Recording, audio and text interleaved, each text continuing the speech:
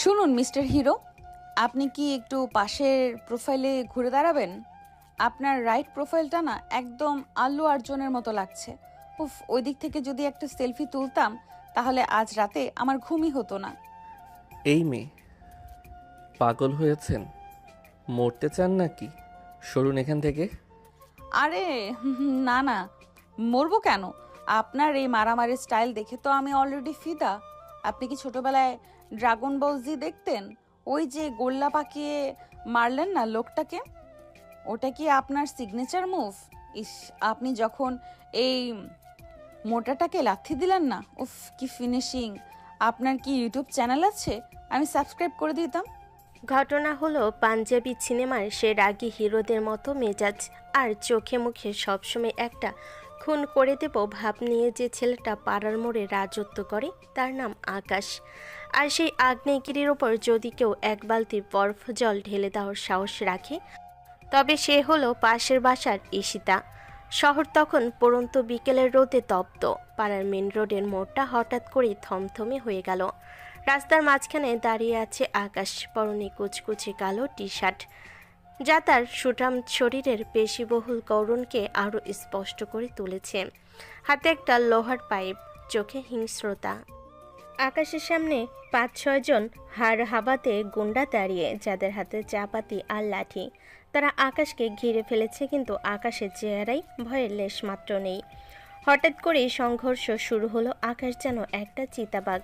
একজনের চোয়াল লক্ষ্য করে বসিয়ে দিল এক জবরদস্ত ঘুষি, আরেকজনকে লাথি মেরে রাস্তার ওপারে ড্রেনে পাঠিয়ে দিল। বাতাসের শব্দে, পাইপের সাঁই সাঁই আওয়াজ আর হাড় ভাঙ্গার মটমট শব্দে চারপাশ প্রকম্পিত। সাধারণ মানুষ দোকানপাটে ঝাঁপ ফেলে পালানোর পথ খুঁজছে।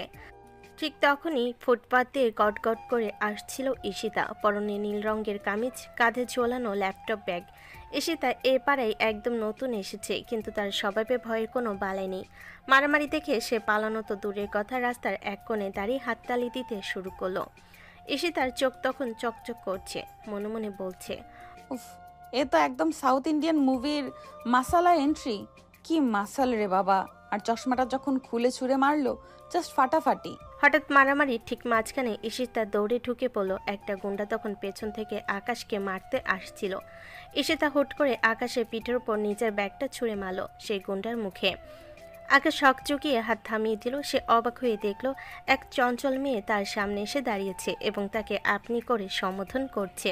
তাকে দেখে আকাশের হাত থেকে পাইপটা প্রায় পড়ে যাওয়ার উপক্রম। চারিদিকের গুন্ডারাও থমকে গেল। মারামারি ভুলে তারা একে অপরে মুখ চাউচাই করছে। কেউ ভাবতে পারেনি এই সুন্দরী মেয়ে এই রণক্ষেত্রে এসে সেলফি আর হিরোশিপ নিয়ে কথা বলবে। আকাশ বিরক্তি আর অপমানে কপালে হাত দিল। সে বুঝতে পারছে না এই মেয়েটা মানুষ নাকি এলিয়েন। গুন্ডারা সুযোগ বুঝে পেছনে গলি দিয়ে পগার পার। আকাশ ধমক দিয়ে বলল, তোরা এখনো দাঁড়িয়ে আছিস কেন? ভাগ এখান থেকে। গুন্ডারা প্রাণের ভয়ে চম্পট দিল। এবার আকাশ ঈশিতার দিকে ফিরল, গম্ভীর গলায় বলল, আপনি সুস্থ তো? মাঝখানে ঢুকলেন কেন? চোট পেতে পারতেন। ঈশিতা একদম কাছে এগিয়ে এসে বলে, চোট তো অলরেডি পেয়ে গেছি ভাইয়া। মানে সরি, ভাইয়া বলা একদমই পাপ হবে। আপনি তো আমার স্বপ্নের হিরো। আমি ঈশিতা। আমরা এই পাড়ায় গত পরশু এসেছি। 3 তলার ওই সাদা রঙের ফ্ল্যাটটা আমাদের। চিনতে পেরেছেন? ওই যে ব্যালকনিতে অনেকগুলো নীল অপরিচিতা গাছ আছে। আসলে আমি একটু বেশি কথা বলি। আম্মু বলে আমি নাকি আস্ত একটা এফএম রেডিও। ও আচ্ছা, আপনি কি চা খাবেন? আমার বাসায় বিরিয়ানির দাওয়াত রইল। আম্মু আজ খাসি রান্না করেছে, আসবেন কিন্তু। না আসলে কিন্তু আমি আবার এই মোড়ে এসে চিৎকার করে আপনার নাম ধরে ডাকবো। ঈশিতা এক নাগারে কথা বলেই যাচ্ছে। আকাশের বন্ধুরা যারা দূরে দাঁড়িয়েছিল তারা হাঁ করে তাকিয়ে আছে।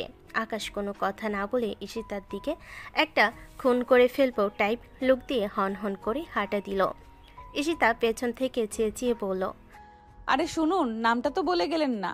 ঠিক আছে, আমি গোয়েন্দাগিরি করে নাম বের করে ফেলবো। আকাশ চলে যাওয়ার পর তার বন্ধু শিমুল এসে বলল, দোস্ত, এই মেয়েটা কে রে? তোর সামনে কেউ এভাবে বকবক করার সাহস পায় না। আর এ তো তোকে বিরিয়ানি খাওয়ার দাওয়াত দিচ্ছে। চিনি না, কোথাকার কোন আপদ কে জানে। আকাশ শুধু একটা দীর্ঘশ্বাস ফেল। তার মাথায় এখন ঈশিতার ওই পাগল করা চোখের চঞ্চলতা ঘুরছে।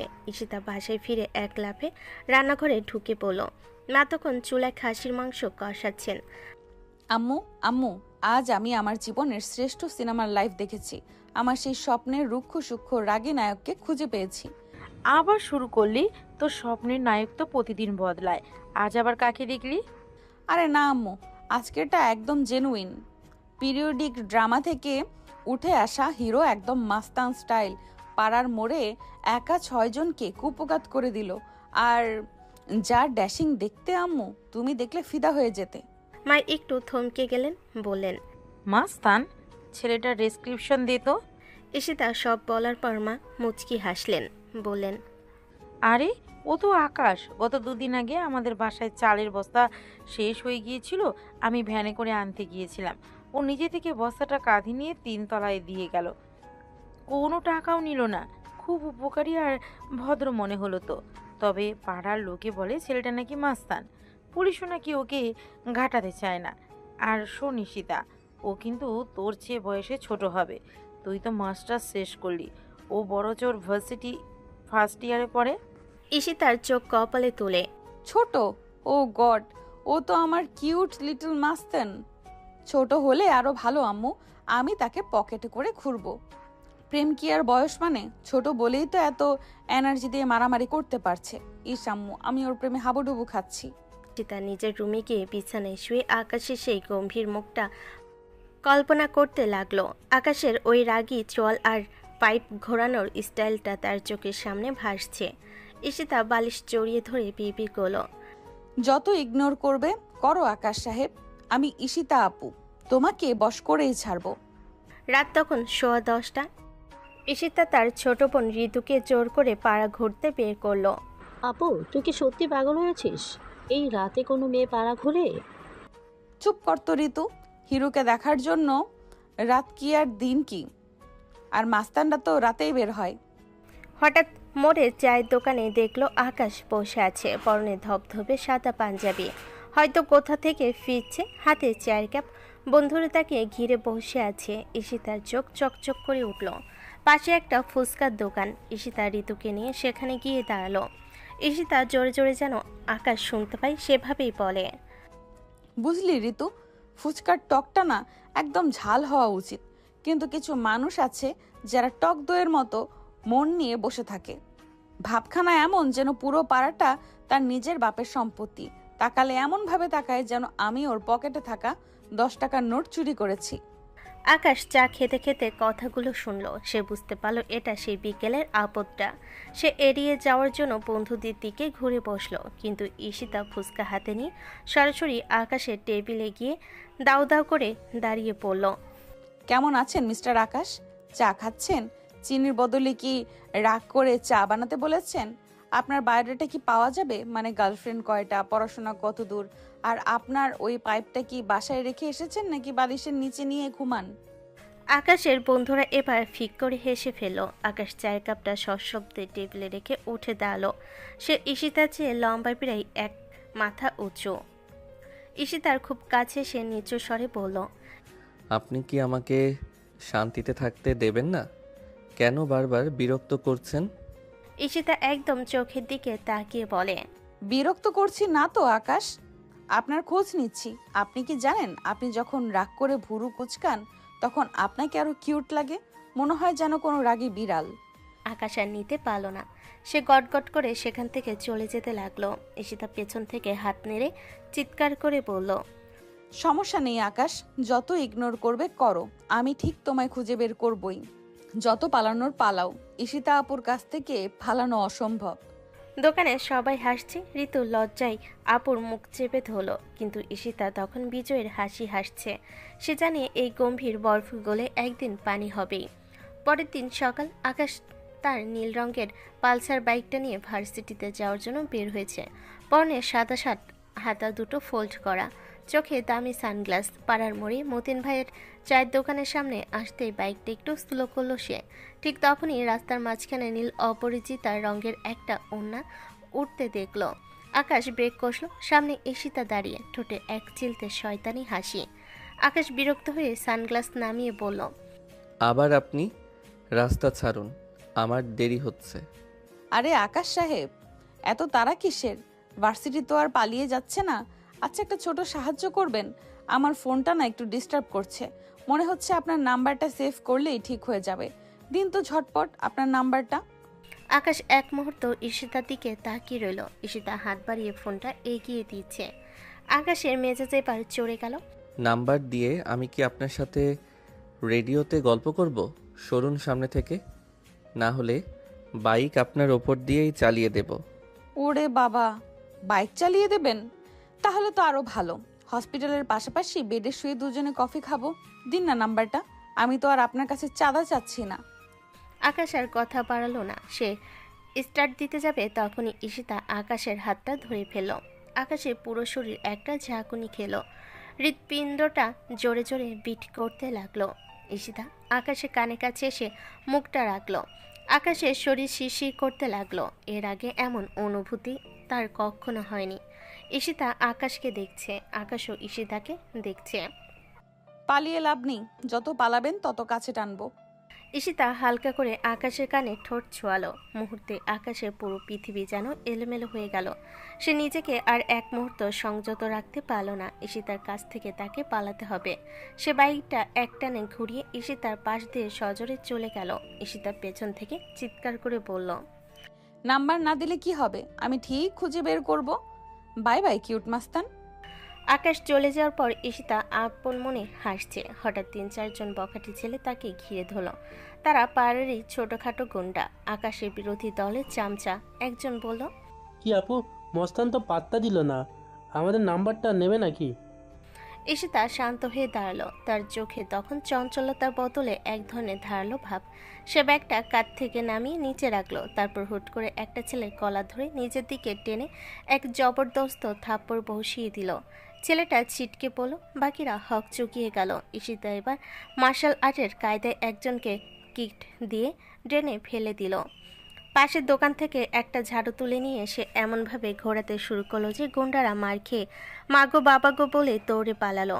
দূর থেকে আকাশ ল্যাম্পপোস্টের আড়ালে বাইক থামিয়ে সব দেখছিল। সে ভেবেছিল ঈশিতা বিপদে পড়বে, কিন্তু মেয়েটার এই রুদ্রমূর্তি দেখে সে থমকে গেল। ঈশিতা যখন ঝাড়ুটা হাতে নিয়ে শয়তানি হাসি দিয়ে ধুলো ঝাড়ছিল, আকাশ তখন অজান্তেই আড়ালে দাঁড়িয়ে মুচকি হাসলো। বিবি করে বলল, পাগলি না, এ তো আস্ত এক লেডি ডন। কিন্তু সে সামনে এলো না। ঈশিতা দেখার আগেই বাইক চালিয়ে চলে গেল। বিকেলে আকাশ গেছে মোড়ের মডার্ন হেয়ার কাটিং সেলুনে। মতিন ভাই নাপিত আকাশের প্রিয় লোক। আকাশ গদিতে বসে চোখ বন্ধ করে আছে। মতিন ভাই তার গালে আর থুতনিতে একদম ঘন করে সাদা শেভিং ক্রিম মেখে দিয়েছে। আকাশ তখন চেয়ারে হেলান দিয়ে ঝিমুচ্ছে। ঠিক তখনই সেলুনের কাছে দরজা ঠেলে ভেতরে ঢুকলো ঈশিতা। আকাশের বন্ধুরা যারা বাইরে দাঁড়িয়েছিল তারা হাসাহাসি শুরু করলো। আকাশ চোখ খুলেই দেখলো আয়নার সামনে ঈশিতার প্রতিফলন। ঈশিতা তার ঠিক পেছনে দাঁড়িয়ে কোমরে হাত দিয়ে হাসছে। ওরে বাবা, মতিন ভাই, আপনি কি আকাশের মুখে দই মেখে দিয়েছেন? আকাশ সাহেব, আপনাকে তো একদম সান্তা ক্লজ লাগছে। শুধু মাথায় একটা লাল টুপি আর কাঁধে একটা ঝুলি বাকি। আকাশের আগে ফুঁসতে লাগলো, কিন্তু মতিন ভাই তখন আকাশের গলায় ধারালো খুঁট ধরে সেভ করছেন। আকাশ নড়তেও পারছে না। ঈশিতা আপু, আপনি কি সেলুনেও ঢোকেন নাকি? এটা ছেলেদের জায়গা। ছেলেরা পার্লামেন্টে গেলে মেয়েরা কেন সেলুনে আসবে না? মতিন ভাই শুনুন, ওনার জুলফিটা না একদম শাহরুখ খানের মতো করে দেবেন। আর এই যে মাস্তান সাহেব, আপনার এই সান্তা ক্লজ লুকটা আমি কিন্তু অলরেডি ফোনে ক্যাপচার করে ফেলেছি। এখন যদি একটা কিউট হাসি দেন তবেই ডিলিট করব। আকাশের বন্ধুরা বাইরে থেকে মুখ চেপে হাসছে। আকাশ মনে মনে ভাবছে, আজ খুঁটটা গলায় না থাকলে এই মেয়েকে আমি পাড়া ছাড়া করতাম। মতিন ভাইও হাসি চেপে কাজ করছেন। ঈশিতা আকাশের একদম কানে কাছে গিয়ে ফিস ফিস করে বলল, রাগলে আপনাকে আরো হ্যান্ডসাম লাগে। তাড়াতাড়ি ক্লিন শেভ করে বের হন, আর আমি বাইরে আপনার জন্য বিরিয়ানি নিয়ে দাঁড়িয়ে আছি। ঈশিতা নাচতে নাচতে বেরিয়ে গেল। আকাশ আয়নার দিকে তাকিয়ে নিজের সাদা ক্রিম মাখা মুখ দেখে নিজেই বিরক্ত হলো। আবার পরক্ষণেই ঈশিতার সেই পাগলামি মনে করে তার মনের কোণে কোথাও একটা চিনচিনে ভালো লাগা অনুভূত হলো। সন্ধ্যায় ঈশিতা দেখলো আকাশ চুপি চুপি পাড়ার পেছনের বস্তিটার দিকে যাচ্ছে। ঈশিতা ভাবলো নিশ্চয়ই কোনো মারামারি বা গ্যাং মিটিং আছে। সে পা টিপে টিপে আকাশের পিছু নিল, কিন্তু বস্তিতে ঢুকে যা দেখলো তাতে ঈশিতা থমকে গেল। বস্তিটা খুব নোংরা, একটা পুরনো টিউবওয়েল ভেঙে পড়ে আছে। আকাশ তার শার্টের হাতা গুটিয়ে মাটিতে বসে একদম মিস্ত্রির মতো করে সেই টিউবওয়েলটা ঠিক করছে। চারপাশে ছোট ছোট কিছু বাচ্চা তাকে ঘিরে দাঁড়িয়ে আছে। আকাশ খুব ধৈর্য নিয়ে স্ক্রু ড্রাইভার আর রেঞ্জ দিয়ে কাজ করছে। কপালে ঘাম জমেছে, হাতে কালি। ঈশিতা আড়ালে দাঁড়িয়ে দেখলো মাস্তান আকাশের অন্য এক রূপ। এই ছেলেটা সেই কি যে রাজপথে লোহার পাইপ ঘোরায়? হুট করে ঈশিতার সামনে গিয়ে দাঁড়ালো। বা মাস্তান সাহেব তো প্লাম্বার। আপনি কি মাল্টি ট্যালেন্টেড? আপনার এই ঘাম মোছার জন্য একটা টিস্যু দেবো? আকাশ চমকে তাকালো। ঈশিতাকে দেখে সে বিরক্ত হওয়ার বদলে একটা দীর্ঘশ্বাস ফেল। সে কাজ থামালো না। আপনি কি সারাদিন আমার পিছুই নেবেন? আর মানুষের উপকার করা কি অপরাধ? অপরাধ হবে কেন? আমি তো মুগ্ধ হয়ে দেখছি। আপনি যে এত বড় কলমিস্ত্রি তা তো জানতাম না। আচ্ছা, আপনি কি আমার বাসার পানির কলটাও ঠিক করে দেবেন? ওটা না মাঝে মধ্যে কাঁদে। আকাশ এবার অল্প একটু হাসলো। সে টিস্যুটা নিল না, বরং তার ময়লা হাত দিয়ে কপাল মুছল। আকাশ আর ঈশিতা দুজনই কিছুক্ষণ চুপ করে রইল। বস্তির ওই ছোট ছোট বাচ্চাদের হাসাহাসি আর আকাশের হাতের খটাখট শব্দে এক অদ্ভুত মায়ের পরিবেশ তৈরি হলো। আকাশ কাজ শেষ করে উঠে দাঁড়ালো। টিউবওয়েল দিয়ে ঠান্ডা পানি বের হতে শুরু করলো। বাচ্চারা আনন্দে চিৎকার করে উঠল। আকাশ ঈশিতার দিকে তাকিয়ে বলল, এখন রাত হয়েছে, বাসায় যান। একা এই বস্তিতে থাকা ঠিক না। ঈশিতা হাসলো। সে দেখলো আকাশের চোখে আর আগের মতো হিংস্রতা নেই। ঈশিতা যাওয়ার সময়ই বলল, আকাশ, তুমি যতই ইগনোর করো, আমি জানি তোমার ভেতরটা মোলায়েম তুলা। আমি ঠিক তোমাকে খুঁজে বের করবই।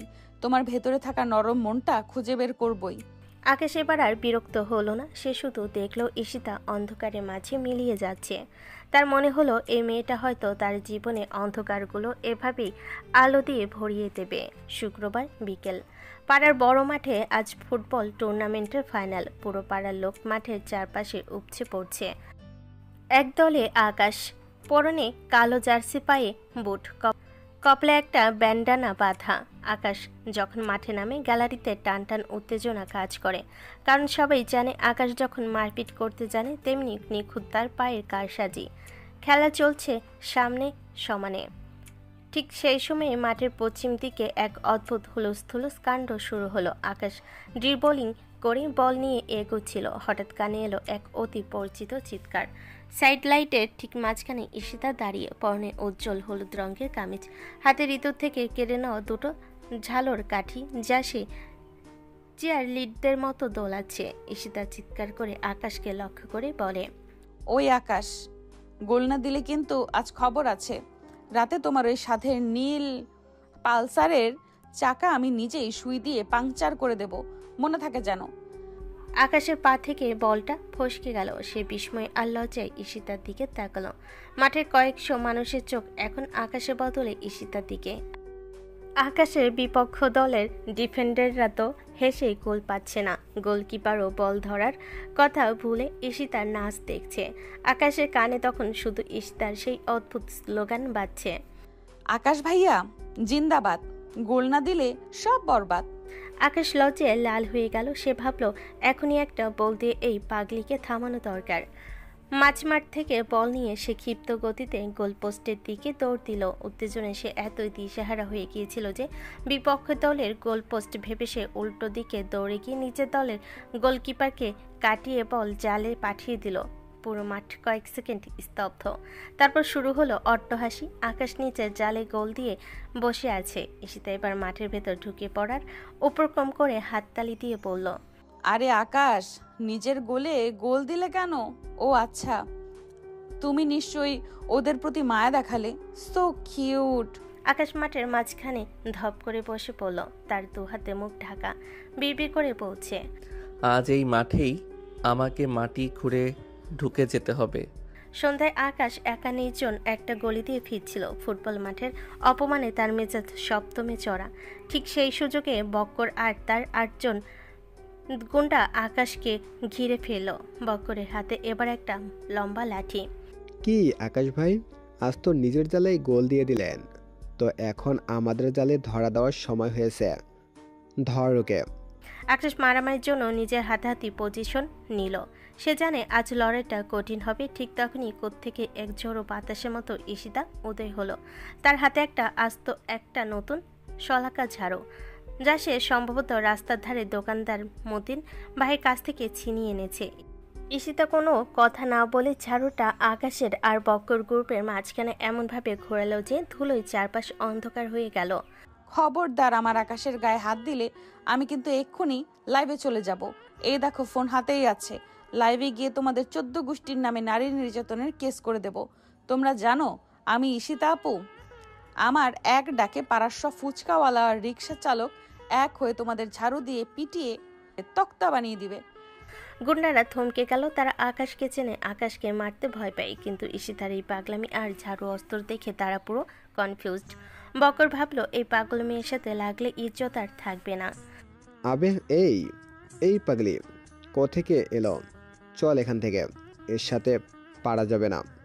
গুন্ডারা লেজ গুটিয়ে পালালে আকাশ ঈশিতার দিকে রাগে ফুঁসতে ফুঁসতে তাকালো। আপনি কেন বারবার আমার মাঝে আসেন?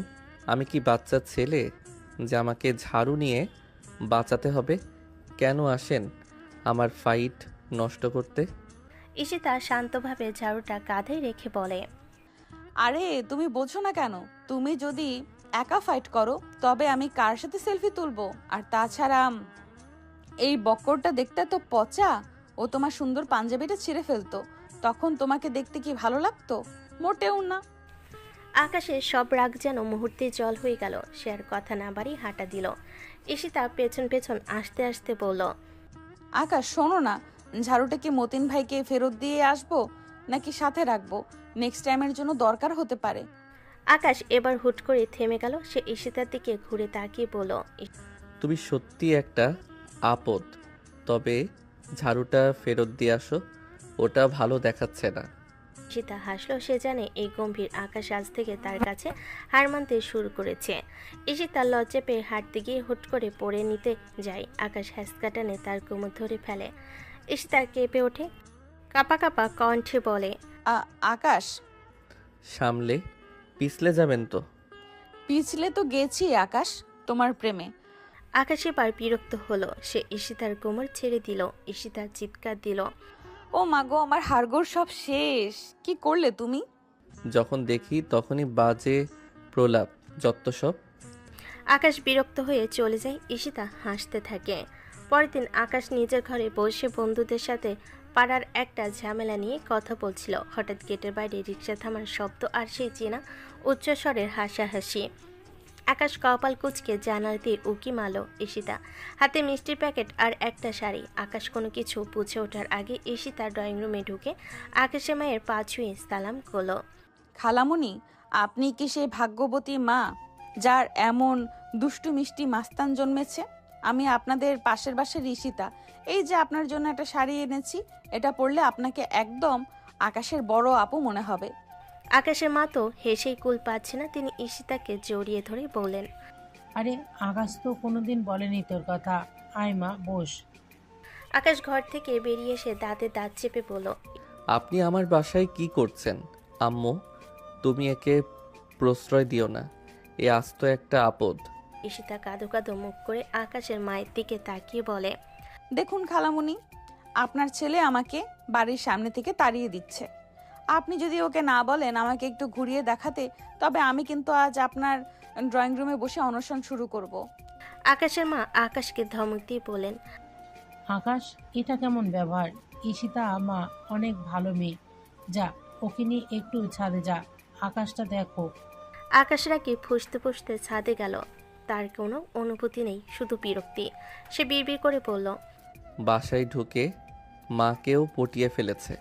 এই মেয়ের হাত থেকে মুক্তি নেই। ছাদে যাওয়ার পর ঈশিতা আকাশের সামনে দাঁড়িয়ে কোমরে হাত দিল। সে আজ ঠিক করেছে আকাশকে ভদ্র বানাবে। শুনুন আকাশ সাহেব, আপনি যখন কারোর সাথে কথা বলেন তখন এমন ভাব করেন যেন কামড় দিতে আসছেন। আজ থেকে আপনার ট্রেনিং শুরু। এখন থেকে কেউ সালাম দিলে আপনি দাঁত বের করে হাসবেন। দেখি তো একটা হাসি দিন। আমি সার্কাসের বাদর নই, নামুন ছাদ থেকে। ও আচ্ছা, নামবো না। আর যদি জোর করে নামাতে চান তবে আমি এক্ষুনি চেঁচিয়ে পুরো পাড়া জড়ো করে বলবো যে আপনি আমাকে ছাদ থেকে ফেলে দিতে চাইছেন। তখন কি আপনার মাস্তান ইমেজটা খুনি ইমেজে বদলে যাবে? পছন্দ আপনার? আকাশ দেখলো উপায় নেই, সে একটা কৃত্রিম বিরক্তিকর হাসি দিল। ঈশিতা হাততালি দিয়ে বলল, উফ, একদম ভাঙা কুলোর মতো লাগছে। ঠিক আছে, সেকেন্ড লেসন, রাস্তায় যখন রিক্সাওয়ালা বা বয়স্কদের সাথে কথা বলবেন তখন আপনি বলবেন, আর বক্করদের মতো গুন্ডাদের সাথেও একটু ভদ্রভাবে কথা বলে দেখবেন, ওরা কনফিউজড হয়ে এমনিতেই পালিয়ে যাবে। আকাশের দিকে তাকিয়ে একটা দীর্ঘশ্বাস ফেলে বলল, আর কতক্ষণ আপনার এই লেকচার শুনতে হবে? যতক্ষণ না আপনি প্রমিস করছেন যে কাল বাজারে গিয়ে আপনি সবার সাথে হাসি মুখে কথা বলবেন। আকাশ বাধ্য হয়ে মাথা নাড়ল। সে জানে ঈশিতা যা বলে তা না করলে কাল সে বাজারে গিয়ে তার নামে অদ্ভুত সব রটনা রটাবে। ছাদ থেকে নামার পরই ঝমঝম করে বৃষ্টি নামলো। ঈশিতা জেদ হলো সে এই বৃষ্টিতে ভিজে মোড়ের দোকানে গিয়ে চা খাবে। আকাশ মানা করলো, কিন্তু ঈশিতা ততক্ষণে একটা ছোট ছাতা খুলে আকাশের হাত ধরে টানতে শুরু করেছে। চলো আকাশ, বৃষ্টিতে চা খাওয়ার মজাই আলাদা। আর ছাতাটা তো ছোট, তাই তোমাকে আমাকে একটু কাছাকাছিই থাকতে হবে। রাগ করো না, তোমার ইমেজের কোনো ক্ষতি হবে না। রাস্তায় আকাশ ছাতাটা ধরে আছে। ছাতাটা এতটাই ছোট যে আকাশের অর্ধেক কাঁধ ভিজে যাচ্ছে। সে আপ্রাণ চেষ্টা করছে ঈশিতা থেকে দূরে থাকতে, কিন্তু ঈশিতা বারবার তার হাতের উপর ভর দিয়ে হাঁটছে আর অবিরাম বকবক করছে। আকাশের মনে তখন অদ্ভুত এক অনুভূতি কাজ করছিল। ঈশিতা যখন বকবক করছে সে আর চোখে তাকে দেখছে। আকাশ, তুমি কি জানো বৃষ্টির দিনে মাস্তানদেরও একটু রোমান্টিক হতে হয়? তুমি যদি এখন একটা শীষ বাজাতে তবে একদম সিনেম্যাটিক লাগতো। আচ্ছা, তোমার কি মনে হয় আমরা ফিউচারে এমন বৃষ্টিতে প্রতিদিন ভিজবো? আকাশ একদম গম্ভীর, তার মনে কোনো রোমান্টিক চিন্তা নেই, সে আনতেও চায় না। সে শুধু ভাবছে কখন চা খেয়ে এই আপদকে বাসায় দিয়ে আসবে। সে বিরক্ত হয়ে বলল, আমাদের ফিউচার নিয়ে আমি কিছু ভাবছি না, আমি শুধু ভাবছি আমার পাঞ্জাবিটা ভিজে একদম নষ্ট হয়ে গেল। ইস, কত রোমান্টিক। পাঞ্জাবি তো আবার হবে, কিন্তু ঈশিতা আপুরের সঙ্গ কি আবার পাবে? কাল তো আবার অন্য কেউ তোমার হাতের নিচে ঢুকে পড়তে পারে, তখন আমার কি হবে? চায়ের দোকানে গিয়ে আকাশ এক কোণে চুপ করে বসে রইল। ঈশিতা সবার সামনে দাঁড়িয়ে চা খেতে খেতে প্রচার করতে শুরু করলো যে আকাশ নাকি আজ বৃষ্টিতে ভিজে সর্দি বাঁধিয়েছে। আকাশ দেখলো পাড়ার ছোট বড় সবাই তার দিকে তাকিয়ে হাসছে। বাসায় ফেরার পথে আকাশ ঈশিতাকে গেটের সামনে নামিয়ে দিয়ে শুধু একটা কথাই বলল, কাল থেকে আমি আর ছাতা নিয়ে বের হব না। বৃষ্টির চেয়ে আপনার বকবকানো বেশি ভয়ঙ্কর। তাও ভালো বৃষ্টিতে ভিজবো। ঈশিতা হাসতে হাসতে ভেতরে চলে গেল। আকাশ নিজের ভেজা জামা দেখতে দেখতে ভাবল, এ মেয়েটার হাত থেকে নিস্তার পেতে হলে তাকে হয়তো দেশান্তরী হতে হবে। কিন্তু মনের এক কোণে এক অদ্ভুত অস্বস্তি। ঈশিতা না থাকলে এই বিরক্তটা কি সে মিস করবে? না, অবশ্যই না। অন্তত সে নিজেকে এটাই বোঝাতে চাইল। কিছুদিন পরে পাড়ার মোড়ে নতুন খুলেছে বিউটি টাচ পার্লার। আকাশ তার দলবল নিয়ে ওখান দিয়ে যাচ্ছিল। উদ্দেশ্য গলি ট্রেন পরিষ্কারের কাজ তদারকি করা। আকাশ যখন সিরিয়াসলি শিমুলকে ইনস্ট্রাকশন দিচ্ছে, ঠিক তখনই পেছন থেকে ঈশিতা এসে তার শার্টের হাতা খামছে ধরল। আকাশ, আকাশ বাঁচাও, পার্লারের সিসিটিভি ক্যামেরাটা বোধহয় কেউ হ্যাক করেছে। স্ক্রিনে সব উল্টাপাল্টা দেখাচ্ছে। তুমি তো ইঞ্জিনিয়ারিং পড়ো, একটু দেখিয়ে দাও না প্লিজ। আকাশ বিরক্ত হয়ে বলল, আমি মেকানিক্যাল ইঞ্জিনিয়ারিং পড়ি, সিসিটিভি ক্যামেরা ঠিক করা আমার কাজ না, আর আমি এখন বিজি। কিন্তু ঈশিতা নাছোড়বান্দা, সে কান্নাকাটি শুরু করার ভয় দেখাতেই আকাশ মান সম্মানের ভয়ে পার্লারের ভেতর ঢুকলো। ভেতরে ঢুকতেই পার্লারের মালকিন বিউটি আপু আর ঈশিতা মিলে আকাশকে একরকম ধাক্কা দিয়ে একটা বড় রিলাইনিং চেয়ারে বসিয়ে দিল। আকাশ কিছু বুঝে ওঠার আগেই ঈশিতা তার মুখে কাদার মতো এক বিচ্ছিরি ফেসিয়াল মাস্ক লেপে দিল। এটা কি হচ্ছে?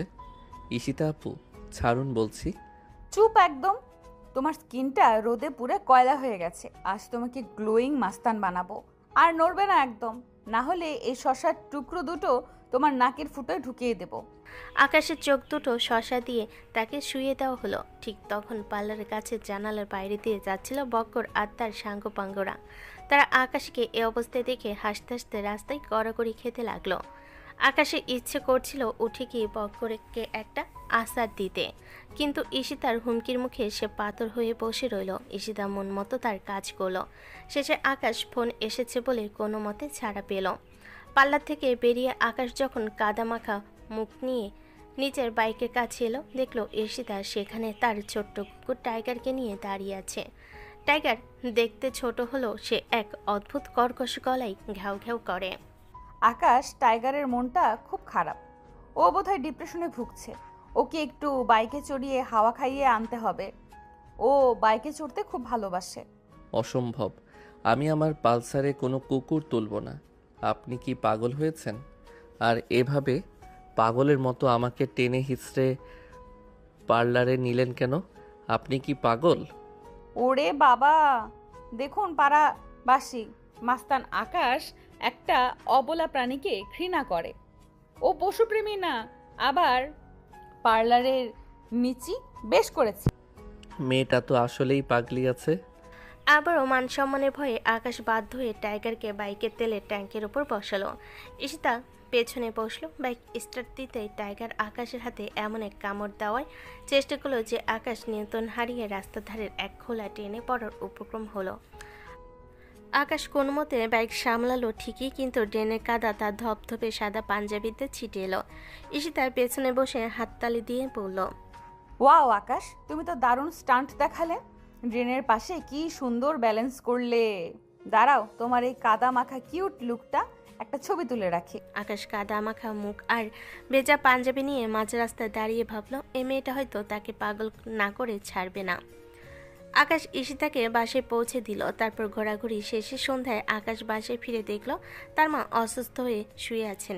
ঈশিতা রান্নাঘরে গিয়ে দখল নিয়েছে। সে ঘোষণা করেছে আজ আকাশের জন্য সে নিজের হাতে মচমচে পরোটা আর ঝাল মাংস রান্না করবে। আকাশের বুক ঠিপ ঠিপ করছে। ঈশিতা রান্নাঘর আস্ত রাখবে তো? আকাশ রান্নাঘরের দরজায় গিয়ে দেখলো ঈশিতা আটা মাখতে গিয়ে নিজের চুলে গালে, এমনকি পুরো রান্নাঘরের মেঝেতে আটা সাদা করে ফেলেছে। ঈশিতা আকাশকে দেখে একদলা আটা আকাশের দিকে ছুঁড়ে মারল। মাস্তান সাহেব, দেখুন তো আটাটা কি ঠিক মতো ময়ান হয়েছে? আপনি একটু হাত লাগিয়ে দিন না। আকাশ বাধ্য হয়ে ঈশিতার হাত থেকে আটা মাখানোর গামলাটা নিল। সে বিরক্ত হয়ে বলল, আপনি সরুন, আমি করছি। আপনার রান্না খেলে আজ আমাদের সবার হসপিটালে যেতে হবে। আর আপনাকে এখানে কে ডেকেছে? কে ডাকবে আবার? আমি এসেছি। আন্টি অসুস্থ তো? সে আমরা দেখব, তাতে আপনার কি? সরুন, আমি করছি। ও মাস্তান সাহেব তো দেখি এখন আকাশ বাবুর্চি হয়ে গেছেন। ঠিক আছে, আমি ঝাল মাংসটা রাঁধি। ঈশিতা লবণের বদলে দুমুঠো চিনি আর মরিচের বদলে ভুল করে গরম মশলার গুঁড়ো এক গাদা নিয়ে দিয়ে দিল। আকাশ তদারকি করতে চেয়েও পারল না, কারণ ঈশিতা অলরেডি আকাশের মাকে বলে এসেছে যে আকাশ ঈশিতার রান্নার ঘ্রাণ পেয়ে ঘর থেকে বেরিয়ে এসেছে। খাবার টেবিলে আকাশ যখন প্রথম গ্রাস মুখে দিল তার চোখ কপালে উঠে গেল। মাংসটা মিষ্টি আর পরোটা ইটের মতো শক্ত। ঈশিতা গালে হাত দিয়ে আকাশের সামনে বসে আছে। কেমন হলো আকাশ? আমার ভালোবাসার স্বাদ কি একটু বেশি করা হয়ে গেল? আকাশ বিষম খেতে খেতে এক গ্লাস পানি খেলো। সে দেখলো ঈশিতা খুব উৎসাহ নিয়ে তার দিকে তাকিয়ে আছে। আকাশ কোনো মতে গিলে বলল, হ্যাঁ, আপনার রান্নার স্বাদ একদম আপনার মতোই বিচিত্র। ঈশিতা খুশিতে ডগমগ হয়ে আকাশের প্লেটে আরো 2 টুকরো মাংস তুলে দিল। আকাশ আকাশের দিকে তাকিয়ে মনে মনে বলল, হে আল্লাহ, মাস্তানি করা অনেক সহজ, কিন্তু এই মেয়ের অত্যাচার সহ্য করা হিমালয়ে জয়ের চেয়েও কঠিন। এভাবেই চলতে থাকলো ঈশিতার পাগলামি আর আকাশের দিনগুলি। কিছুদিন পর রাত তখন গভীর। ঈশিতা তার বারান্দায় দাঁড়িয়ে আকাশের বাইকের শব্দের অপেক্ষায় ছিল, কিন্তু আজ আকাশ পাড়ায় ফেরেনি। ঈশিতা খোঁজ নিয়ে জানতে পারল পাশের হাসপাতালের জরুরি বিভাগে আকাশকে দেখা গেছে। ঈশিতা অস্থির হয়ে হাসপাতালে ছুটে গেল। ঈশিতার মনে কোটাক দিচ্ছিল আকাশ কি কোনো মারামারিতে জখম হলো। সেখানে গিয়ে সে যা দেখলো তাতে তার গায়ের পশম দাঁড়িয়ে গেল। রাত তখন প্রায় 1টা। শহরের রাস্তাঘাট নিঝুম, শুধু হাসপাতালের জরুরি বিভাগের সামনে কিছু মানুষের ছোটাছুটি। ঈশিতা হন্তদন্ত হয়ে হাসপাতালের 3 তলায় উঠে গেল। ব্লাড ব্যাংকের কাছে দরজার ওপাশে তাকাতেই ঈশিতার বুকটা ধক করে উঠল।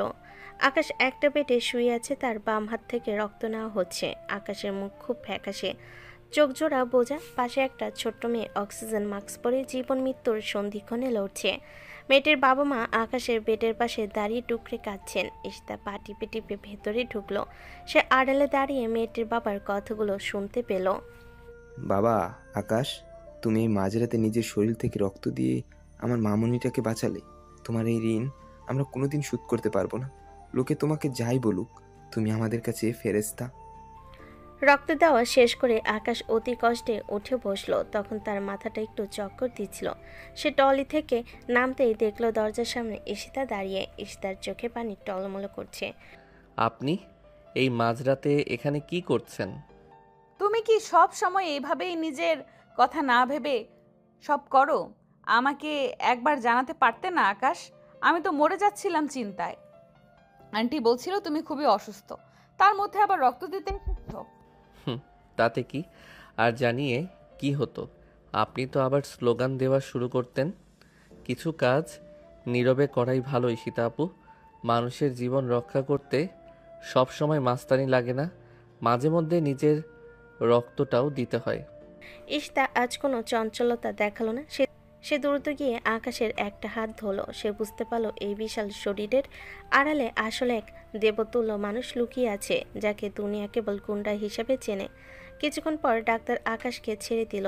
ঈশিতার আকাশ হাসপাতাল থেকে বের হলো। হাসপাতাল থেকে বের হয়ে যখন তারা পার্কিং লটের দিকে যাচ্ছিল, তখন আকাশ বেশ টলছিল। শরীর থেকে রক্ত দেওয়ার পর সে বেশ দুর্বল, এমনিতেও ভীষণ জ্বর, মাথা ব্যথা। ঠিক তখনই অন্ধকারের মাঝ থেকে বের হয়ে এলো বক্কর আর তার ৮-১০ জন গ্যাং মেম্বার। বক্করের হাতে এবার একটা চকচকে রামদা।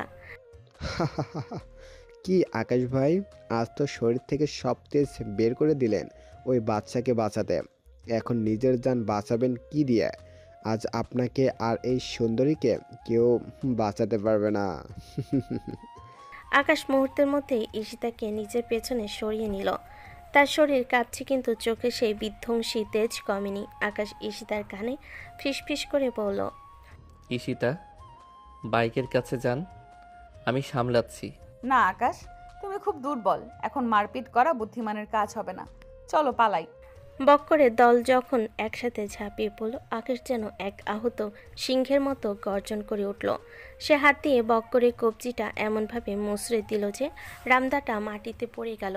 আকাশকে লক্ষ্য করে একজন লাঠি দিয়ে মারতে গেলে সে এক ঝটকায় লাঠিটা কেড়ে নিয়ে বক্করের দলের ওপর কালবৈশাখী ঝড়ের মতো ভেঙে পড়ল। মারামারির এক পর্যায়ে আকাশের কপাল ফেটে রক্ত পড়তে শুরু করলো। রক্ত দেওয়ার ধকল আর এই লড়াইয়ে আকাশের শরীর আর দিচ্ছিল না। তবু সে এক চুল নড়ল না। সে বক্করের গলা চেপে ধরে দেওয়ালের সাথে চেপে ধরল। আকাশ পালায় না ঈশিতা, আপনি শুধু সরে দাঁড়ান। শুনে রাখ বক্কর, আমার উপর হাত তুললে আমি মাফ করি, কিন্তু আমার পাশের এই মেয়েটার দিকে তাকালে আমি যমরাজ হয়ে ফিরি। আজ তোকে ছেড়ে দিলাম, পরের বার লাশ গুম করে ফেলবো।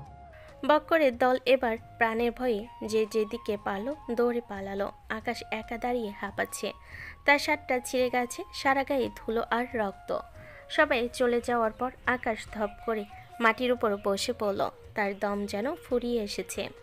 ঈশিতা দৌড়ে গিয়ে আকাশের সামনে হাঁটু গিরে বসলো। সে দেখলো আকাশ চোখ বন্ধ করে আজ প্রথম পানি পড়ছে। যে আকাশকে কেউ কোনোদিন কাঁদতে দেখেনি, সে আজ ঈশিতার সামনে ভেঙে পড়ল। আকাশ কান্না ভেজা গলায় ঈশিতার হাত জড়িয়ে ধরে। কেন আপনি আমার জীবনে এলেন ঈশিতা? কেন আমাকে এই মায়া শেখালেন? আমি তো একা ভালো ছিলাম, সবাই আমাকে ভয় পেত, দূরে সরিয়ে রাখত। আমি নিজেকে পাথর বানিয়ে ফেলেছিলাম, কিন্তু আপনি আমার সব দেয়াল ভেঙে দিলেন। ঈশিতা আকাশের মাথাটা নিজের কাঁধের উপর টেনে নিল। আকাশে টুকরে ওঠা কান্নায় রাতের নিস্তব্ধতা ভেঙে যাচ্ছে। আজ আমার খুব ভয় করছিল ঈশিতা, নিজের জন্য নয়, আপনার জন্য। আমি যদি আজ আপনাকে বাঁচাতে না পারতাম, তবে এই আকাশ মরে গিয়েও শান্তি পেত না। আমি আপনার প্রেমে পড়ে গেছি ঈশিতা, আমি আপনার মতো মানুষের যোগ্য নই, তবুও আমি আপনাকে ছাড়া বাঁচতে পারবো না। ঈশিতা আকাশের চুলে বিলি কেটে দিয়ে শান্ত গলায় বলল, বোকা ছেলে, তুমি মাস্তান হতে পারো, কিন্তু আমার কাছে তুমি এক দেবদূত। তোমার এই রাগী মুখোশটা আমার কাছে একদম স্বচ্ছ। আজ থেকে তুমি একা নও আকাশ, আমি আছি তোমার ছায়া হয়ে। আকাশ ঈশিতার চোখের দিকে তাকিয়ে রইল। ঈশিতা তার চোখের পানি নিজের ওড়না দিয়ে মুছে দিল। আকাশ বিড়বিড় করে বলল, দয়া করে কালকে আবার এটা নিয়ে পাড়ায় মাইকিং করবেন না যে আমি কেঁদেছি। ঈশিতা মিলান হাসলো। ভেবে দেখবো, তবে আজ না। আজ শুধু আমরা এই রাত। তারা দুজন অন্ধকারের মাঝে একে অপরের হাত ধরে হাঁটতে শুরু করলো। আজ আকাশ বিরক্ত নয়, বরং সে ঈশিতার হাতটা এমনভাবে আঁকড়ে ধরেছে যেন পৃথিবীর কোনো শক্তি এই বন্ধন ছিঁড়তে পারবে না। সময় রাত তখন প্রায় 12টা। তারা দেখলো চারপাশ একদম জনশূন্য। একটা রিক্সা কিংবা ট্যাক্সি কিছুরই চিহ্ন নেই। আকাশের কপালে চিন্তার ভাঁজ। এ কি, বাসায় যাব কি করে? ঈশিতা, একটু ধৈর্য ধরো, কোনো একটা গাড়ি নিশ্চয়ই পেয়ে যাব। আমার শরীরটা বড্ড খারাপ হচ্ছে, এভাবে রাস্তায় দাঁড়িয়ে থাকা ঠিক হচ্ছে না। আকাশ, আমারও খুব শীত লাগছে, কেমন যেন মাথাটা ঝিমঝিম করছে। আমরা কি আজ আর বাড়িতে ফিরতে পারবো না? ফিরবো ঈশিতা, অবশ্যই ফিরবো। তুমি একটু শক্ত হয়ে থাকো। তখনই আকাশ দেখতে পেল রাস্তার পাশে একটা ঝোপের ওপারে ছোট্ট একটা কুঁড়ে ঘর। ঘরটা পরিত্যক্ত মনে হচ্ছে, ভেতরে কোনো আলো নেই। আকাশ ঈশিতাকে পাজকোলা করে তুলে নিল। ঠিক সেই মুহূর্তেই আকাশ ভেঙে বৃষ্টি নামলো। ঝমঝমিয়ে বৃষ্টিতে ভিজে যাওয়ার আগে আকাশ ঈশিতাকে নিয়ে সেই কুঁড়ে ঘরে আশ্রয় নিল। ঘরের ভেতরটা খড়ের গন্ধে ভরা, কেউ নেই সেখানে। এক কোণায় কিছু শুকনো ঘর বিছানো ছিল। আকাশ ঈশিতাকে সেখানে সাবধানে শুয়ে দিল। বৃষ্টির ঝাপটা মাটির দেওয়াল চুয়ে ভেতরে আসছে। শীতের প্রকোপে ঈশিতা কাঁপতে শুরু করলো। আকাশ জ্বরে ঘরে ঈশিতার হাতটা শক্ত করে ধরল। ঈশিতার ভিজে কাপড়গুলো শরীরের সাথে লেপ্টে আছে। আকাশের অবস্থাও তাই। দুজনের শরীরের উত্তাপ এখন একমাত্র বাঁচার উপায়। আকাশ, আমার খুব ঠান্ডা লাগছে, আমাকে একটু জড়িয়ে ধরো না।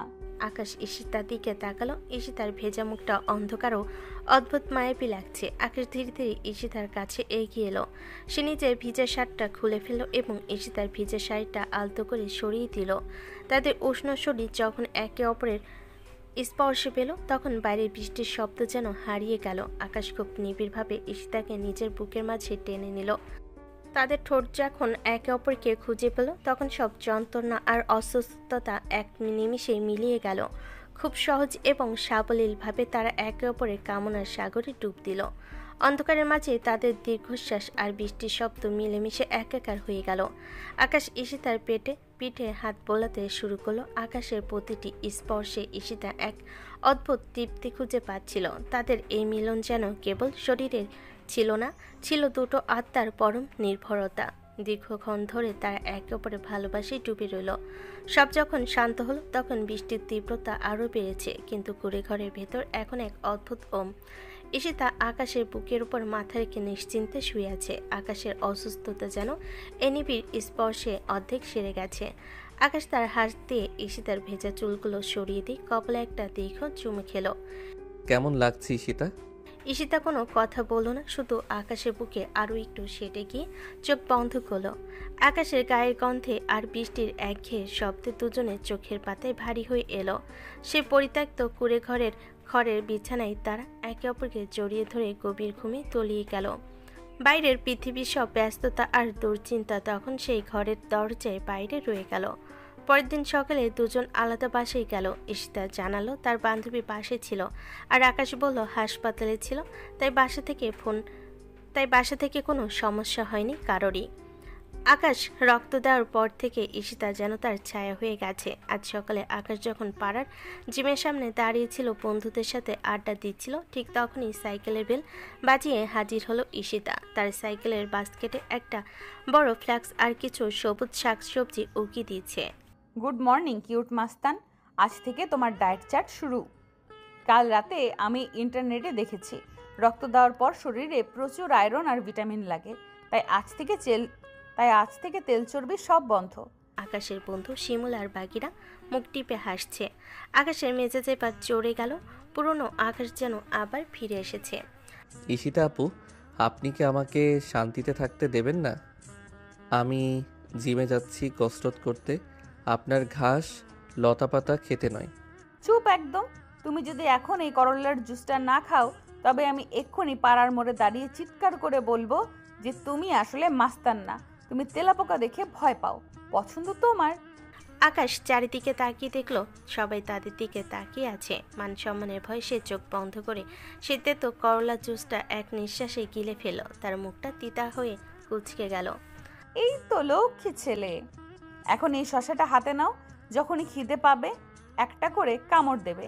মনে রাখবে আকাশ, স্বাস্থ্যই সকল সুখের মূল, এমনকি মাস্তানদের জন্য। আকাশের হাতে একটা লম্বা শসা ধরিয়ে দিয়ে ঈশিতা হাসতে হাসতে চলে গেল। শিমুল এসে আকাশের কাঁধে হাত রেখে বলল, দোস্ত, মাস্তানি তো অনেক করলি, এবার একটু সচর্যা কর। আকাশ রাগে শসাটা ছুঁড়ে মারতে গিয়েও মারল না, কারণ ঈশিতা আবার কোত্থেকে উদয় হবে তার কোনো ঠিক নেই। আকাশ সেদিন ইমোশনাল হয়ে ঈশিতাকে ভালোবাসার কথা বলে ফেলে, এমনকি এক রাত দুজনও একসাথে কাটায়। কিন্তু বাস্তবতায় ফিরে এসে আকাশ ভাবে সে একজন মাস্তান আর ঈশিতা ভালো ঘরের মেয়ে, তাই সে ঈশিতাকে এড়িয়ে যেতে চাচ্ছে বারবার। সে কারণেই দুপুরে আকাশ একটু শান্তির আশায় চুপি চুপি পাড়ার পেছনে সেই বিখ্যাত তিহারির দোকানে ঢুকলো। সে ভেবেছিল এখানে অন্তত ঈশিতা আসবে না। প্লেটে ধোয়া ওঠা গরম তেহারি আসার পর আকাশ যখন মাত্রই প্রথম লোকমানটা মুখে দিতে যাবে, ঠিক তখনই জানালার বাইরে থেকে একটা পরিচিত কণ্ঠ ভেসে এলো। খবরদার আকাশ, এই বিষাক্ত কার্বোহাইড্রেট মুখে দেবে না। আকাশ চমকে তাকিয়ে দেখলো ঈশিতা জানালার গ্রিল ধরে দাঁড়িয়ে আছে। সে কোত্থেকে যেন খবর পেয়েছে আকাশ এখানে এসেছে। ঈশিতা দোকানের ভেতর ঢুকে আকাশের প্লেটটা টেনে সরিয়ে নিল। আমি তোমার জন্য বাসায় ওটস আর সিদ্ধ সবজি পাঠিয়েছি, আর তুমি এখানে চর্বি খাচ্ছ? এই যে তেহারিওয়ালা ভাই, ওনাকে আর কোনোদিন খাবার দেবেন না, উনি এখন ডায়েটে আছেন। দোকানের সব কাস্টমার আকাশের দিকে তাকিয়ে হাসছে। পাড়ার এক ত্রাস আকাশ এখন এক চিলতে শশা আর সিদ্ধ সবজির ভয়ে থরথর করে কাঁপছে। এমন দৃশ্য কেউ কল্পনাও করেনি। আকাশ ঈশিতাকে টেনে এক কোণায় নিয়ে। কি হচ্ছে কি এসব? আপনি আমার পিছু ছাড়ছেন না কেন? আকাশ ঈশিতাকে টেনে এক কোণায় নিল। ঈশিতা অবাক হয়ে কিছুদিন আগেও যে ছেলে ভালোবাসি বলল, রাত কাটালো, সে এখন এমন অদ্ভুত কথা বলছে। ঈশিতা তো ভেবেছিল সব ঠিক হয়ে গেছে। মানে কি? তুমি আর কি করছো? পিছু ছাড়বো না মানে? আমরা তো এখন দুজন আর। আকাশ ঈশিতার কোমর ধরে হ্যাসকা টান দিল, তারপর হাত দুটি পেছনে নিয়ে শক্ত করে চাপ দিল। ঈশিতা গুঙ্গিয়ে উঠল। আকাশ কঠিন মুখ করে বলল, কিছু না, আমরা দুজনের কিছু না।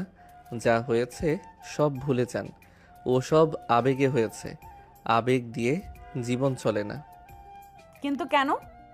কোনো কেন নাই। আপনি আপনার পথ দেখুন, আমি আমার পথ। আকাশ চলে গেল। লাভ নেই, আমি তোমায় এত সহজে ছাড়ছি না। আমি জেনে গেছি তুমি আমাকেই ভালোবাসো, কেবল সমাজের ভয়ে পালাচ্ছ, কিন্তু তোমাকে আমি আমার করে নেবই। বিকেলে আকাশ তার পালসার বাইকের উপর বসে বক্কদের একটা নতুন গ্যাং নিয়ে আলোচনার প্রস্তুতি নিচ্ছিল। সে খুব গভীর ভঙ্গিতে শিমুলকে বলছে, বক্কর যদি এবার সীমানা পার করে তবে আমি। ঠিক তখনই আকাশের পিঠের ওপর একটা মোবাইল ফোন উদয় হলো। ঈশিতা তার বাইকের পেছনে লাফ দিয়ে উঠে বসেছে এবং অলরেডি ফেসবুক লাইভ শুরু করে দিয়েছে। ঈশিতা ক্যামেরার দিকে তাকিয়ে কটকট করে বলে, হ্যালো ফ্রেন্ডস, আজ দেখুন আমাদের পাড়ার সেই বিখ্যাত রাগী মাস্তান আকাশ সাহেবকে। দেখুন উনি কত গম্ভীর হয়ে প্ল্যান করছেন যে আজ রাতে আম্মুর হাতে কি বকুনি খাবেন। আকাশ একটু হাই দাও তো ভিউয়ার্সদেরকে। আকাশ ক্যামেরা দেখে হিতাহিত জ্ঞান হারিয়ে ফেলে। সে ক্যামেরা থেকে মুখ লুকানোর চেষ্টা করছে, কিন্তু ঈশিতা নাছোড় বান্দা। ঈশিতা আপু, কি করছেন এইসব? আমার বন্ধুরা লাইভ দেখছে, আমার ইজ্জত শেষ করে দিচ্ছেন আপনি।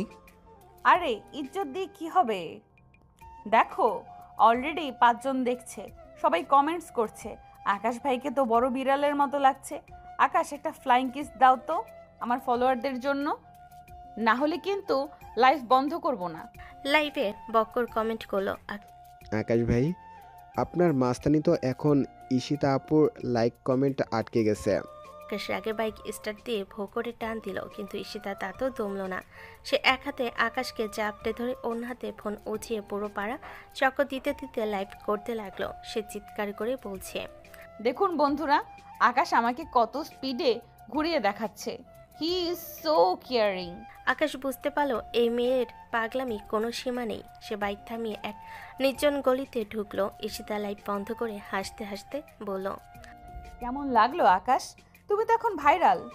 আকাশ বাইকের উপর কপাল ঠেকিয়ে বসে রইল। তার কোনো অনুভূতি নেই, শুধু এক গভীর ক্লান্তি। সে বিড়বিড় করে বলল, হে ঈশ্বর, বক করে 10টা রামদাও সহ্য করা যায়, কিন্তু এই মেয়ের ফেসবুক লাইভ সহ্য করা যায় না। ঈশিতা আকাশের কাঁধে হাত রেখে বলল, রাগ করো না কিউট মাস্তান, রাতে কিন্তু সেদ্ধ পেঁপে দিয়ে ভাত পাঠিয়ে দেব, খেয়ে নিও। আকাশ শুধু দেখলো ঈশিতা নাচতে নাচতে চলে যাচ্ছে। সে ভাবলো মাস্তানি করা হয়তো অনেক সহজ, কিন্তু ঈশিতাপুর কিউট মাস্তান হয়ে বেঁচে থাকাটা পৃথিবীর সবচেয়ে কঠিন কাজ। পরদিন আকাশের মেজাজটা অন্যরকম ছিল। ঈশিতা তাকে ফোন করে ছাদে আসার জন্য একরকম হুমকি দিয়েছে। যদি না আসো তবে তোমার বাইকের সাইলেন্সার পাইপে আমি সিমেন্ট ভরে দেব। আকাশ জানে ঈশিতা এটা করতে পারে, তাই সে অনিচ্ছা সত্ত্বেও ছাদে এলো। ছাদে গিয়ে আকাশ থমকে গেল। পুরো ছাদ নীল আর সাদা বেলুন দিয়ে সাজানো, মাঝখানে একটা ছোট্ট টেবিল, তাতে এক বাটি তেহেরি। ঈশিতা দাঁড়িয়ে আছে ছাদের কিনারে, বাতাসে তার নীল ওড়না উড়ছে। আজ তাকে কোনো পাগলি মনে হচ্ছে না, বরং তাকে এক অপার্থিব সুন্দর রাজকন্যা লাগছে। এইসব কি? আবার কোনো নতুন নাটক শুরু করেছেন আপনি? ঈশিতা ঘুরে দাঁড়ালো। তার চোখে আজ সেই চঞ্চলতা নেই, আছে গভীর এক স্থিরতা।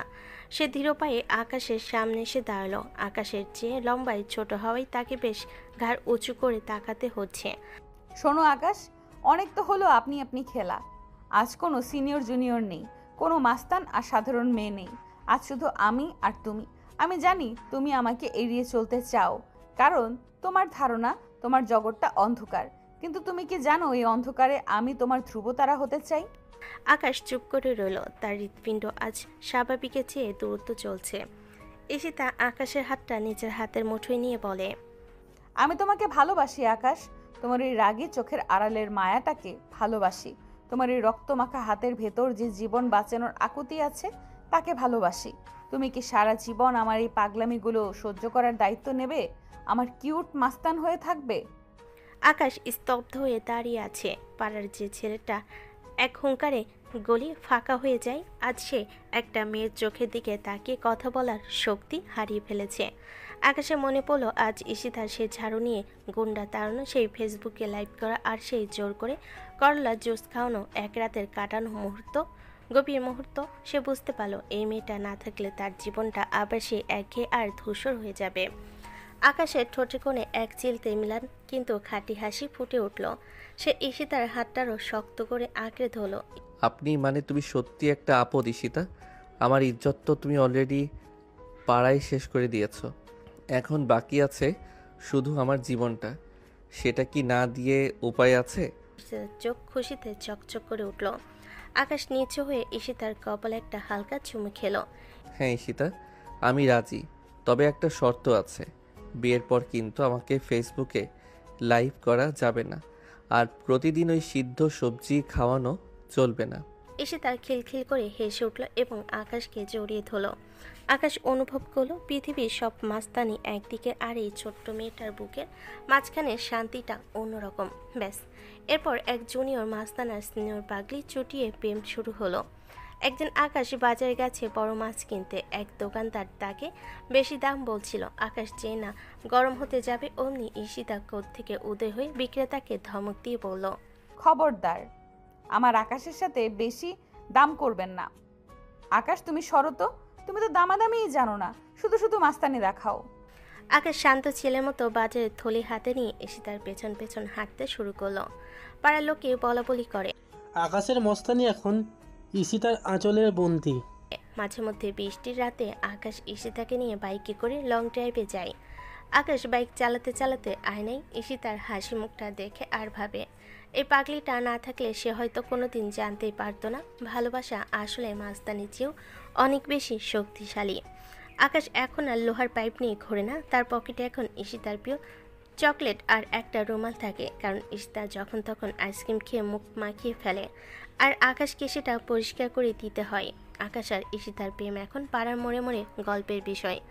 আকাশ তার মাস্তানি ভুলে এখন ঈশিতার পাগলামি সামলাতে বেশি ব্যস্ত থাকে। তাদের প্রেমের আকাশ সবসময় বৃষ্টির দিনে বাইক নিয়ে বের হতে পছন্দ করে, কিন্তু ঈশিতার দাবি বৃষ্টির দিনে রিক্সা না খুলে প্রেম পূর্ণতা পায় না। অগত্যা আকাশকে তার দাপুটে ইমোজ বিসর্জন দিয়ে রিক্সায় উঠতে হয়। একদিন ঈশিতা আকাশকে সহ রিক্সায় উঠল। ঈশিতা রিক্সার হুডটা নামিয়ে দিল। ঈশিতা, হুড নামালেন কেন? ভিজে তো একাকার হয়ে যাচ্ছি। পাড়ার পোলাপান দেখলে হাসবে। হাসলে হাসুক। আকাশ, তুমি কি জানো বৃষ্টির পানি যখন তোমার ওই রাগী মুখে পড়ে তখন তোমাকে একদম ওই ভেজা বিড়ালের মতো কিউট লাগে। এখন একদম চুপচাপ বসো আর রিক্সাওয়ালা মামার সাথে গান গাও। আকাশ অসহায়ের মতো রিকশায় বসে রইল। ঈশিতা হুট করে আকাশের কাঁধে মাথা রেখে তার হাতটা শক্ত করে ধরল। আকাশের বুকের ভেতর তখন যেন শতদ্রুত ড্রাম বাজছে।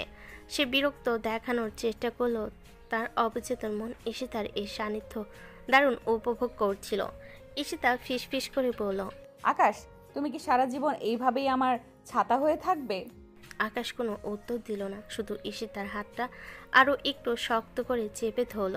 কিছুদিন পর পাড়ার বৈশাখী মেলা বসেছে। ঈশিতা আকাশকে বাধ্য করছে লাল পাঞ্জাবি পরতে, আর নিজে পরেছে হলুদ শাড়ি। আকাশ পাঞ্জাবি পরে অস্বস্তিতে ছটফট করছিল। ঈশিতা, সবাই তাকিয়ে আছে, মাস্তান মানুষ লাল পাঞ্জাবি পরে ঘুরছি, এটা কেমন দেখায়? দারুণ দেখায়। আজ তুমি মাস্তান নাও, আজ তুমি আমার লাল পাহাড়ের হিরো। চলো নাগরদোলায় চড়বো। নাগরদোলার ওঠার পর ঈশিতা ভয়ে চিৎকার করে আকাশকে জড়িয়ে ধরল। আকাশ তখন শক্ত করে ঈশিতাকে আগলে রেখে বলল, ভয় নেই পাগলু, আমি তো আছি। মেলা শেষে আকাশ ঈশিতাকে একজোড়া রেশমি চুড়ি কিনে দিল। ঈশিতা যখন চুড়িগুলো পরে হাত নাড়ল, সেই টুংটাং শব্দে আকাশের মনে হলো এই শব্দটাই তার জীবনে শ্রেষ্ঠ মিউজিক। আকাশ এখন আর বড় বড় মারপিট করে বেড়ায় না। বক্কর যখন একবার ঈশিতাকে নিয়ে বাজে কথা বলেছিল, আকাশ তাকে মারতে যায়নি, বরং শান্তভাবে গিয়ে বলেছিল, বক্কর, আমি এখন একজন মানুষের আমানত আগলে রাখি, তাই হাত তুলতে চাই না, দয়া করে নিজের সীমানায় থাক। আকাশের এই পরিবর্তন পাড়া মানুষের কাছে এক বিস্ময়, কিন্তু ঈশিতার কাছে এটাই তার প্রেমের সার্থকতা। আকাশ এবং ঈশিতার এই রঙিন প্রেমের গল্পে এবার জমজমাট মেঘের মতো ঘনিয়ে এলো এক বিশাল বাধা। ঈশিতার বাবা আজমল সাহেব একজন অত্যন্ত মেজাজি এবং রক্ষণশীল মানুষ। তিনি বিদেশ থেকে ফেরার সময় ঈশিতার জন্য শুধু দামি উপহারই আনেনি, এনেছেন এক সুপ্রতিষ্ঠিত পাত্রের বিয়ের প্রস্তাব। আজমল সাহেব পাড়ায় পা রাখতেই আকাশের মাস্তানি আর ঈশিতার সাথে তার মেলামেশার কথা শুনে ফেলেন। পাড়ার কিছু পরচর্চাকারী লোক আগ বাড়িয়ে তাকে সব জানিয়ে দেয়। বিকেলে ঈশিতা যখন আকাশকে নিয়ে বাইকে করে ফিরছিল, ঠিক বাড়ির গেটের সামনে আজমল সাহেবের মুখোমুখি হলো তারা। আকাশের পরনে কালো পাঞ্জাবি, চোখে সানগ্লাস, যা আজমল সাহেবের কাছে মাস্তান বা গুন্ডাবির প্রতিচ্ছবি ছাড়া আর কিছুই নয়। ঈশিতা, এই ছেলের সাথে তুমি কি করছো? আরে কে? এইসব রাস্তার বকাটেদের সাথে ঘুরে বেড়ানো কি আমার শিক্ষার ফল? বাবা, ও বখাটে নয়, ও আকাশ। ও আমাকে অনেক বিপদ থেকে বাঁচিয়েছে। চুপ করো, আমি সব শুনছি। কালই তোমার বিয়ে ঠিক করেছি আমার বন্ধু ছেলের সাথে। সে মালয়েশিয়ায় বড় ইঞ্জিনিয়ার। এই মাস্তানের জগৎ থেকে তোকে আমি বের করে আনবই। আকাশ কিছু বলতে গিয়েছিল, কিন্তু আজমল সাহেব তাকে কোনো সুযোগ না দিয়ে ঈশিতার হাত ধরে হিড়হিড় করে ভেতরে টেনে নিয়ে গেলেন। আকাশ একা গেটের বাইরে দাঁড়িয়ে রইল, তার চোয়াল শক্ত হয়ে আসছে অপমানে আর যন্ত্রণায়। আকাশের মাথা ঠিক রইল না যে আকাশ ঈশিতার জন্য নিজেকে শান্ত করেছিল, সে আজ আবার সেই পুরনো রূপে ফিরল। কিন্তু এবার তার লড়াই কোনো গুন্ডার সাথে নয়, তার লড়াই নিজের অস্তিত্বের সাথে। আকাশ বাইক নিয়ে সারারাত পাড়ায় টহল দিল। সে বক্করদের আস্থানে গিয়ে চরম তাণ্ডব চালালো, শুধু মনের ঝাল মেটাতে। পরদিন সকালে আকাশ সরাসরি ঈশিতাদের বাড়ি কলিং বেল টিপতে লাগলো পাগলের মতো। আজমল সাহেব দরজা খুলতেই আকাশ ভেতরে ঢুকে পড়ল। আঙ্কেল, আমি মাস্তান হতে পারি, কিন্তু আমি ঈশিতাকে ভালোবাসি। আপনি ওর বিয়ে অন্য কোথাও দিতে পারেন না, আমি আপনার পায়ে ধরতেও রাজি, কিন্তু ওকে আমার কাছ থেকে কেড়ে নেবেন না। বের হও আমার বাড়ি থেকে। তুমি একটা অশিক্ষিত গুন্ডা। তোমার মতো ছেলের সাথে আমি আমার মেয়েকে দেব? জানা তোমার বাবা মা কেমন? আমি সব জানি। তুমি পুলিশের খাতায় নাম তোলা এক আসামি। আকাশ বন্ধুরা তাকে টেনে হিসে বের করে আনলো। আকাশ রাস্তায় দাঁড়িয়ে চিৎকার করতে লাগলো, ঈশিতা, আমি তোমাকে ছাড়া বাঁচব না, কেউ তোমাকে নিয়ে যেতে পারবে না। আকাশের পাগলামি দেখে পাড়ার লোক থমকে গেল। যে আকাশ সবাইকে ভয় পেত, আজ তাকে সবাই অসহায় এক প্রেমিক রূপে দেখল। ভেতরে ঈশিতার অবস্থা আরও শোচনীয়। তার ফোন কেড়ে নেওয়া হয়েছে, তাকে ঘরে তালাবদ্ধ করে রাখা হয়েছে। ঈশিতা অঝরে কাঁদছে আর দেওয়ালে মাথা ঠুকছে। মাসে বোঝানোর চেষ্টা করলেও কোনো লাভ হচ্ছে না। মা, আমি আকাশ ছাড়া অন্য কাউকে বিয়ে করব না। তোমরা ওকে মাস্তান বলো, কিন্তু ও আমার জন্য নিজের জীবন দিতে পারে। বাবা যা করেছে তা অন্যায়। আজমল সাহেব বাইরে থেকে চিৎকার করে বলেন, অন্যায় নয়, এটা তোমার জীবন বাঁচানোর লড়াই। কাল সকালে কাজে আসবে, তৈরি থেকো। ঈশিতা খাওয়া দাওয়া ছেড়ে দিল। সে জানালার গ্রিল ধরে আকাশের বাইকের শব্দের অপেক্ষায় রইল। আকাশ নিচ থেকে ঈশিতার জানালার দিকে তাকিয়ে সারা রাত পাহারাদারের মতো দাঁড়িয়ে রইল। তার চোখে ঘুম নেই, শুধু এক ভয়াবহ জেদ। বিয়ের দিন সকালে পাত্রপক্ষ হাজির, পাড়া জুড়ে সাজ সাজ রব। আকাশ তার দলবল নিয়ে বিয়ে বাড়ির গেটে এসে দাঁড়ালো। হাতে কোনো অস্ত্র নেই, কিন্তু তার চোখের চাহনিতে খুনের নেশা। আজমল সাহেব পুলিশ ডাকলেন। পুলিশ এসে আকাশকে সরিয়ে দিতে চাইল। আকাশ পুলিশের গলা ধরে গর্জন করে উঠল, আজ ঈশিতাকে কেউ সই করতে বাধ্য করতে পারবে না। আমি মরে যাব, কিন্তু ওকে হারাবো না। ঠিক তখনই ঈশিতা ওপরে জানাল দিয়ে চিৎকার করে বলল, বাবা, তুমি যদি এই বিয়ে বন্ধ না করো তবে আমি আজই ছাদ থেকে লাফ দেব। আকাশ আমার জীবন, আর তুমি ওকে অপমান করছো। আজমল সাহেব স্তম্ভিত হয়ে গেলেন। তিনি দেখলেন আকাশ পুলিশের লাঠির আঘাত খেয়েও একচুল নড়ছে না, শুধু ঈশিতার জানালার দিকে তাকিয়ে আছে। আকাশের কপাল ফেটে রক্ত পড়ছে, কিন্তু সে হাসছে, এক পাগলামি ভরা হাসি। আকাশ আজমল সাহেবের সামনে গিয়ে দাঁড়ালো আবার। আঙ্কেল, আপনি আমাকে জেলে পাঠান বা মেরে ফেলুন, কিন্তু আপনার মেয়ে যে আমাকে ছাড়া মরে যাবে সেটা কি আপনি দেখতে চান? আমি কথা দিচ্ছি, আমি মাস্তানি ছেড়ে দেব। আমি ওর যোগ্য হওয়ার জন্য যা করা দরকার সব করব। শুধু আমাকে একবার সুযোগ দিন। আজমল সাহেব আকাশের চোখের দিকে তাকিয়ে প্রথমবার থমকালেন। তিনি দেখলেন এই ছেলেটা কোনো সাধারণ বখাটে নয়। এক এমন প্রেমিক যাকে সমাজ গুন্ডা বানিয়ে রেখেছে, কিন্তু তার হৃদয়টা স্বচ্ছ। পাড়ার মুরব্বীরাও এগিয়ে এলেন আকাশের হয়ে কথা বলতে। আজমল সাহেব দীর্ঘশ্বাস ফেলে বাড়ির ভেতর ঢুকলেন। ঈশিতা চিৎকার করে বলল সে বিয়ে করবে না। এদিকে এসব দেখে বর রাগ করে চলে যায়। বিয়ে আর হয় না। বিয়ে বাড়ির সেই তাণ্ডবের পরের দিন আকাশ নিজের ঘরের কোণে চুপচাপ বসে আছে। তার মনে এক অদ্ভুত শঙ্কা। কালকে সেই চরম উত্তেজনার পর আজ পাড়াটা বড্ড নিঝুম। হঠাৎ আকাশের বন্ধু শিমুল হন্তদন্ত হয়ে ঘরে ঢুকলো। তার চোখে মুখে আতঙ্ক। আকাশ, সর্বনাশ হয়ে গেছে রে। ঈশিতারা কেউ নেই। ভোরে 4টে ট্রাক নিয়ে সারা সব আসবাবপত্র নিয়ে চলে গেছে। বাড়িটা এখন একদম খালি, বাইরের গেটে তালা মারা। আকাশের মনে হলো কেউ তার কলিজাটা খামছে ধরলো। সে কোনো কথা না বলে পাগলের মতো দৌড়ে গেল ঈশিতাদের বাড়ির সামনে। আসলেও সব শেষ। সে জানাল দিয়ে ঈশিতা তাকে উকি মারত। সেখানে আজ কেবল ধূসর পর্দা ঝুলছে। আকাশ তালা ভেঙে ভেতরে ঢুকলো। ফাঁকা ঘরে প্রতিধ্বনি যেন তাকে বিদ্রুপ করছে। মেঝের এক কোণে পড়েছিল একটা ছোট্ট নীল চিরকুট। আকাশ কম্পিত হাতে চিরকুটটা তুলল। ঈশিতার হাতে লেখা, আকাশ, বাবা আমাদের এখান থেকে অনেক দূরে নিয়ে যাচ্ছে, হয়তো কোনোদিন আর দেখা হবে না।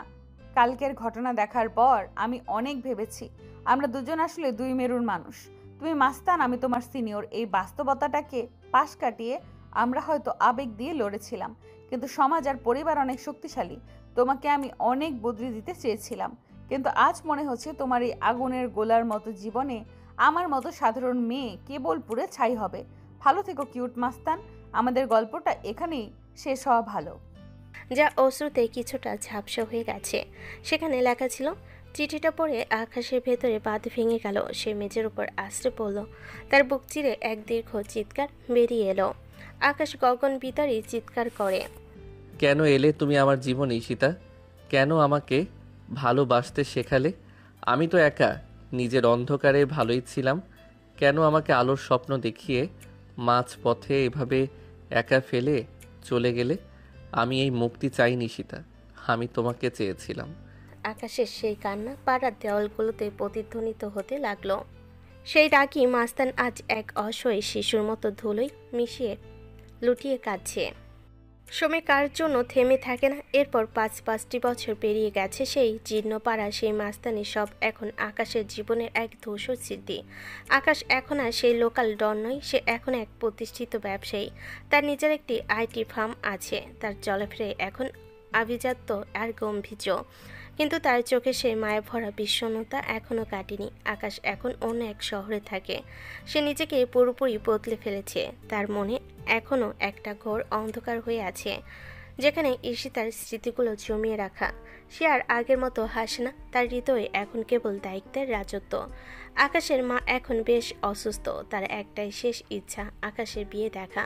মায়ের বারবার অনুরোধ আর চোখের জলে আকাশ আর উপেক্ষা করতে পারল না। আকাশ, আর কতকাল ওই পুরনো স্মৃতির বোঝা বয়ে বেড়াবি? মেয়েটা তোকে ছেড়ে গেছে আজ 5 বছর। আমার শরীর ভালো না রে বাবা, তোকে ঘর সংসার করতে দেখে যেতে চাই। আকাশ জানালার বাইরে আকাশের দিকে তাকিয়ে রইল। সে জানে তার হৃদয়ে আর কারোর জন্য জায়গা নেই, তবুও মায়ের হাসির জন্য সে রাজি হলো। ঠিক আছে মা, তুমি যেখানে বলবে আমি সেখানেই বিয়ে করব। আমার নিজের কোনো পছন্দ অপছন্দ নেই। আকাশের বিয়ে ঠিক হলো এক সম্ভ্রান্ত পরিবারের মেয়ে আফরোজার সাথে।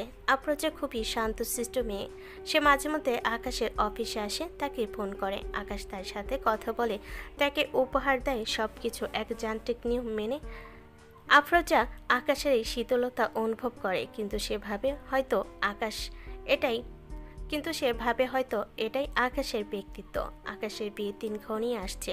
বিয়ের শপিং কার্ড ছাপানো সবই চলছে ধুমধাম করে, কিন্তু আকাশের মনে কোনো আনন্দ নেই। সে যখন আয়নার সামনে দাঁড়ায় তখন নিজের প্রতিচ্ছবি এখনও সেই নীল ওড়না পরা পাগলি মেয়েটাকে খোঁজে। সে জানে আফরোজার সাথে তার এই সংসার হবে কেবল একটা সামাজিক চুক্তি। তার মন থাকবে চিরকাল সেই ফেলে আসা পাড়ার পরিত্যক্ত গলিতে।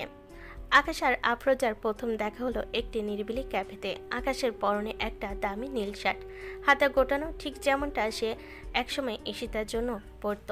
আফরোজা এলো হালকা গোলাপি শাড়িতে। মেয়েটি দেখতে অসম্ভব মায়াবী আর শান্ত।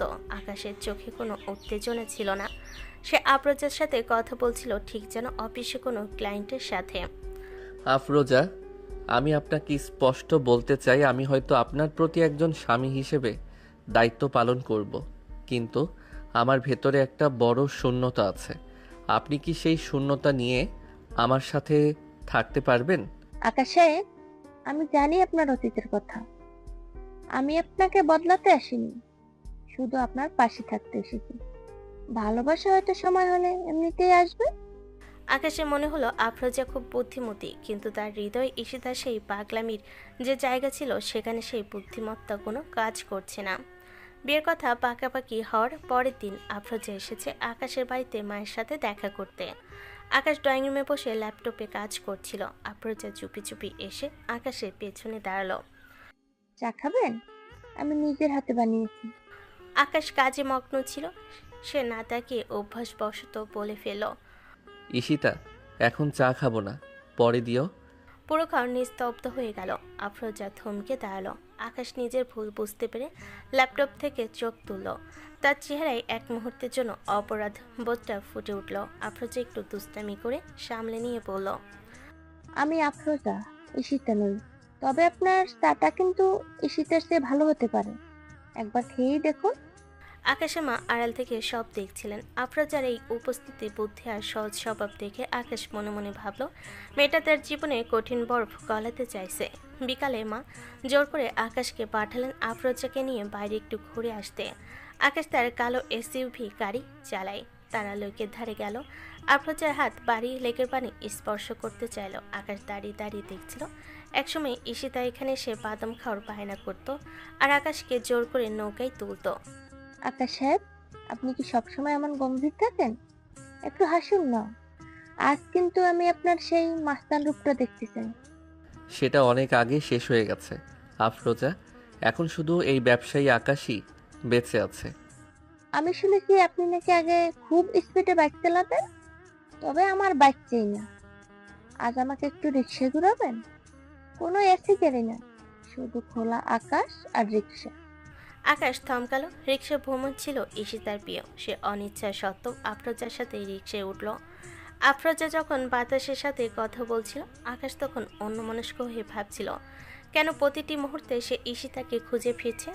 আফরোজা আকাশের হাত ধরতে গেলে আকাশ কিছুটা কুঁকড়ে গেল, কিন্তু পরক্ষণে নিজেকে সামলে নিয়ে হাতটা ধরল। তার মনে হলো সে কারোর সাথে প্রতারণা করছে, কিন্তু সে কার সাথে? ঈশিতার সাথে নাকি নিজের বর্তমানের সাথে? সারাদিন ঘোরার পর ফেরার পথে আফরোজা বলল, আকাশ, আমি জানি আপনার মনে এখনো অন্য কেউ রাজত্ব করে, কিন্তু আমি হার মানতে শিখিনি। আমি আপনাকে আপনার অন্ধকার জগৎ থেকে বের করে আনবই। আকাশ শুধু একটা দীর্ঘশ্বাস ফেল। সে বুঝতে পারছে সামনে এক বড় ঝড় আসছে। বিয়ের দিন যত ঘনিয়ে আসছে আকাশের দম যেন তত বন্ধ হয়ে আসছে। আকাশের জীবনে এক অদ্ভুত বৈপরীতের খেলা চলছে। একদিকে তার ব্যবসায়িক সাফল্য আর অন্যদিকে ব্যক্তিগত জীবনে চরম শূন্যতা। মায়ের হাসি মুখের জন্য সে নিজেকে এক যান্ত্রিক বিয়ের আবর্তে সঁপে দিয়েছে। বাড়ির প্রতিটি কোণ এখন উৎসবের আলোয় ঝলমল করছে, কিন্তু পরের মনের কোণটা এখনও জমাট অন্ধকারে ঢাকা। পরের দিন শহরের সবচেয়ে দামি শপিং মলে আকাশ আর আফরোজার বিয়ের শপিং চলছে। সাথে আছে আকাশের ছোট বোন রিমি এবং আফরোজার কাজিনরা।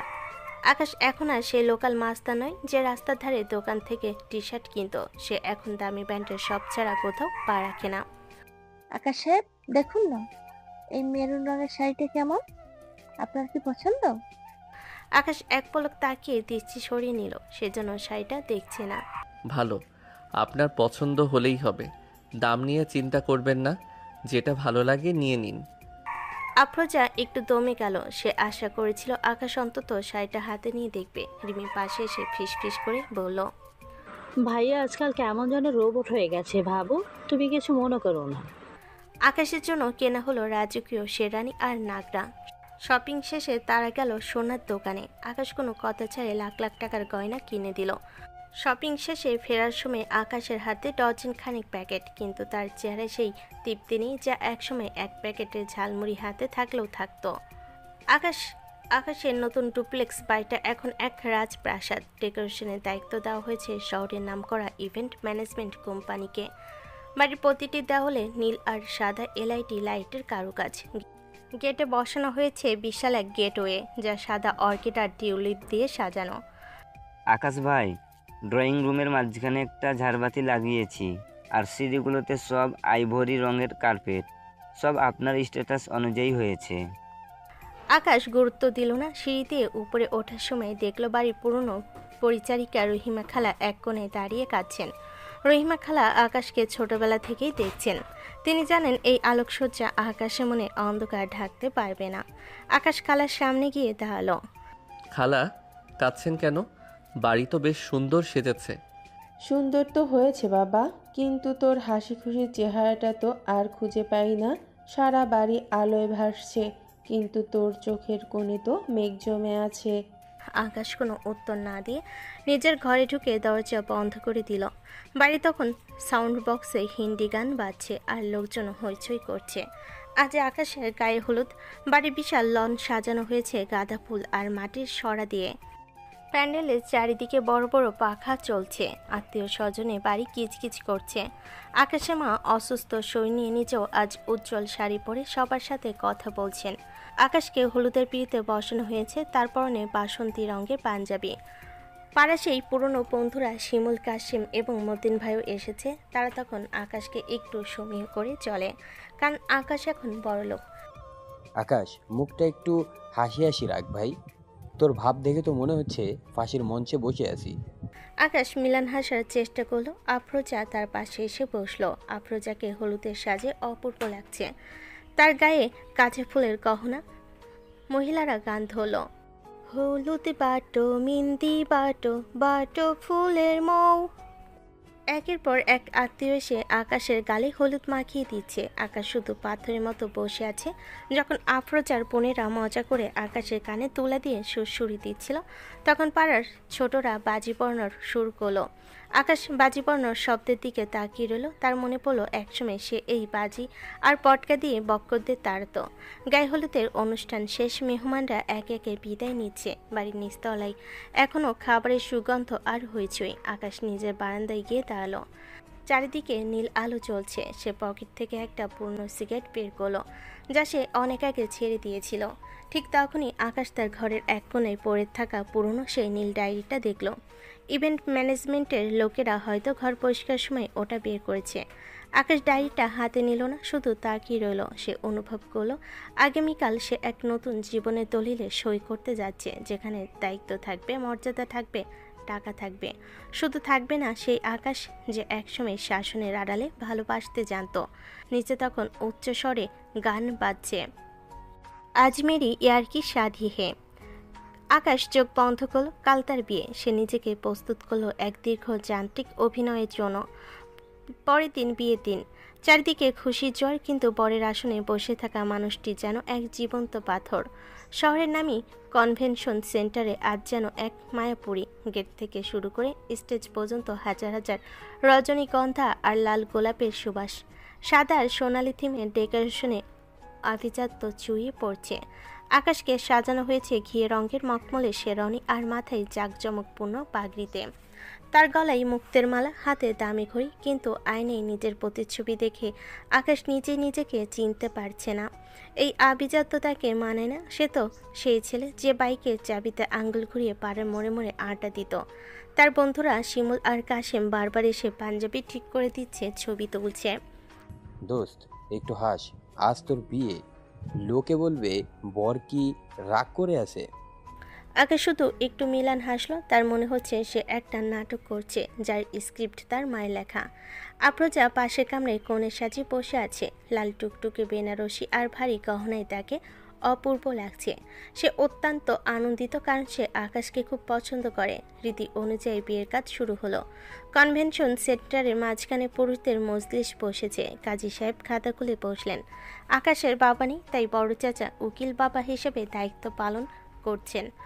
আকাশ আহমেদ, পিতা মৃত শামসুদ্দিন আহমেদ 10 লক্ষ টাকা দেনমোহর ধার্য করিয়া আফরোজা সুলতানার সহিত আপনার বিবাহের ইজাব কবুল সম্পূর্ণ হইতেছে। আপনি কি এই বিবাহেতে রাজি আছেন? হঠাৎ করে আকাশের সব এলোমেলো লাগছে। কানে কাজী সাহেবের কথাগুলো ঠিকমতো ঢুকছিল না। মুখটা তার ভার হয়ে আসছিল, জিহ্বা শুকিয়ে যাচ্ছে। সে কিছুতেই এই মুহূর্তটা চায় না। সে চাই সব থমকে যাক। তার মাথায় ঘুরছে 5 বছর আগে সেই বৃষ্টির রাত। সে যখন এসে তার হাত ধরেছিল। চারিদিকে পিনপতন নীরবতা, সবাই আকাশের উত্তরের অপেক্ষায়। পেছন থেকে আকাশের মা তাকে ইশারায় কবুল বলতে বললেন। আকাশ কবুল বলতে যাবে, তখনই কনভেনশন সেন্টার বড় গেট দিয়ে এক রহস্যময়ী নারী ভেতরে ঢুকলো। পরনে গাঢ় নীল রঙের একটা শিপন শাড়ি, কাঁধে একটা ছোট্ট পার্স, চোখে সানগ্লাস থাকলেও সেটা সরিয়ে সে যখন স্টেজের দিকে হাঁটা দিল, পুরো হলের শব্দ যেন হঠাৎ কমে গেল। আকাশের চোখ আটকে গেল। ওই তো সে হাঁটার ভঙ্গি, ওই তো সে নীল রং। মেয়েটির ধীর পায়ে স্টেজের সিঁড়ি বেয়ে উপরে উঠে এলো। অনেক দেরি করে ফেললাম বোধহয়। মাস্তান সাহেব তো দেখি আজ আস্ত এক রাজকুমার হয়ে বসে আছেন। একটু আগে কাপা হাতে পানির গ্লাস তুলছিল। হাত থেকে পানি গ্লাসটা পড়ে মেঝেতে ভেঙে চুরমার হয়ে গেল। সে দাঁড়িয়ে পড়ল। তার চোখের সামনে 5 বছর আগে সেই স্মৃতি জ্যান্ত হয়ে ফেল। কিন্তু ইশারার চেহারায় এখন আর নেই সেই চঞ্চলতা, বরং এক গভীর ব্যক্তিত্ব আর আত্মসম্মান ফুটে উঠেছে। ঈশিতা, আপনি মানে তুমি এখানে? আফরোজা কিছুটা বিভ্রান্ত হয়ে আকাশের দিকে তাকালো। ঈশিতা হাসলো, তবে সেই হাসিতে কান্নার ছাপ ছিল। সে ব্যাগ থেকে একটা ফোল্ডার বের করে আকাশের হাতে দিল। 5 বছর আগে একটা চিরকুট লিখে চলে গিয়েছিলাম। আমাকে বলেছিল চিঠি না লিখলে তোমাকে জানে মেরে ফেলা হবে। আমি বাধ্য হয়েছি লিখতে। বাবা আমাকে ইমোশনালি ব্ল্যাকমেল করে বিদেশে পাঠিয়ে দিয়েছিলেন। আমার ফোন কেড়ে নেওয়া হয়েছিল। আমাকে এরকম বন্দি করে রাখা হয়েছিল। আমি প্রতিদিন তোমাকে চিঠি লিখতাম আকাশ, কিন্তু সেগুলো পোস্ট হতো না। আজ আমি নিজের পায়ে দাঁড়িয়েছি, বাবার অবাধ্য হয়ে দেশে ফিরেছি শুধু তোমাকে এটা বলতে যে আমি তোমাকে ছেড়ে স্বেচ্ছায় যাইনি।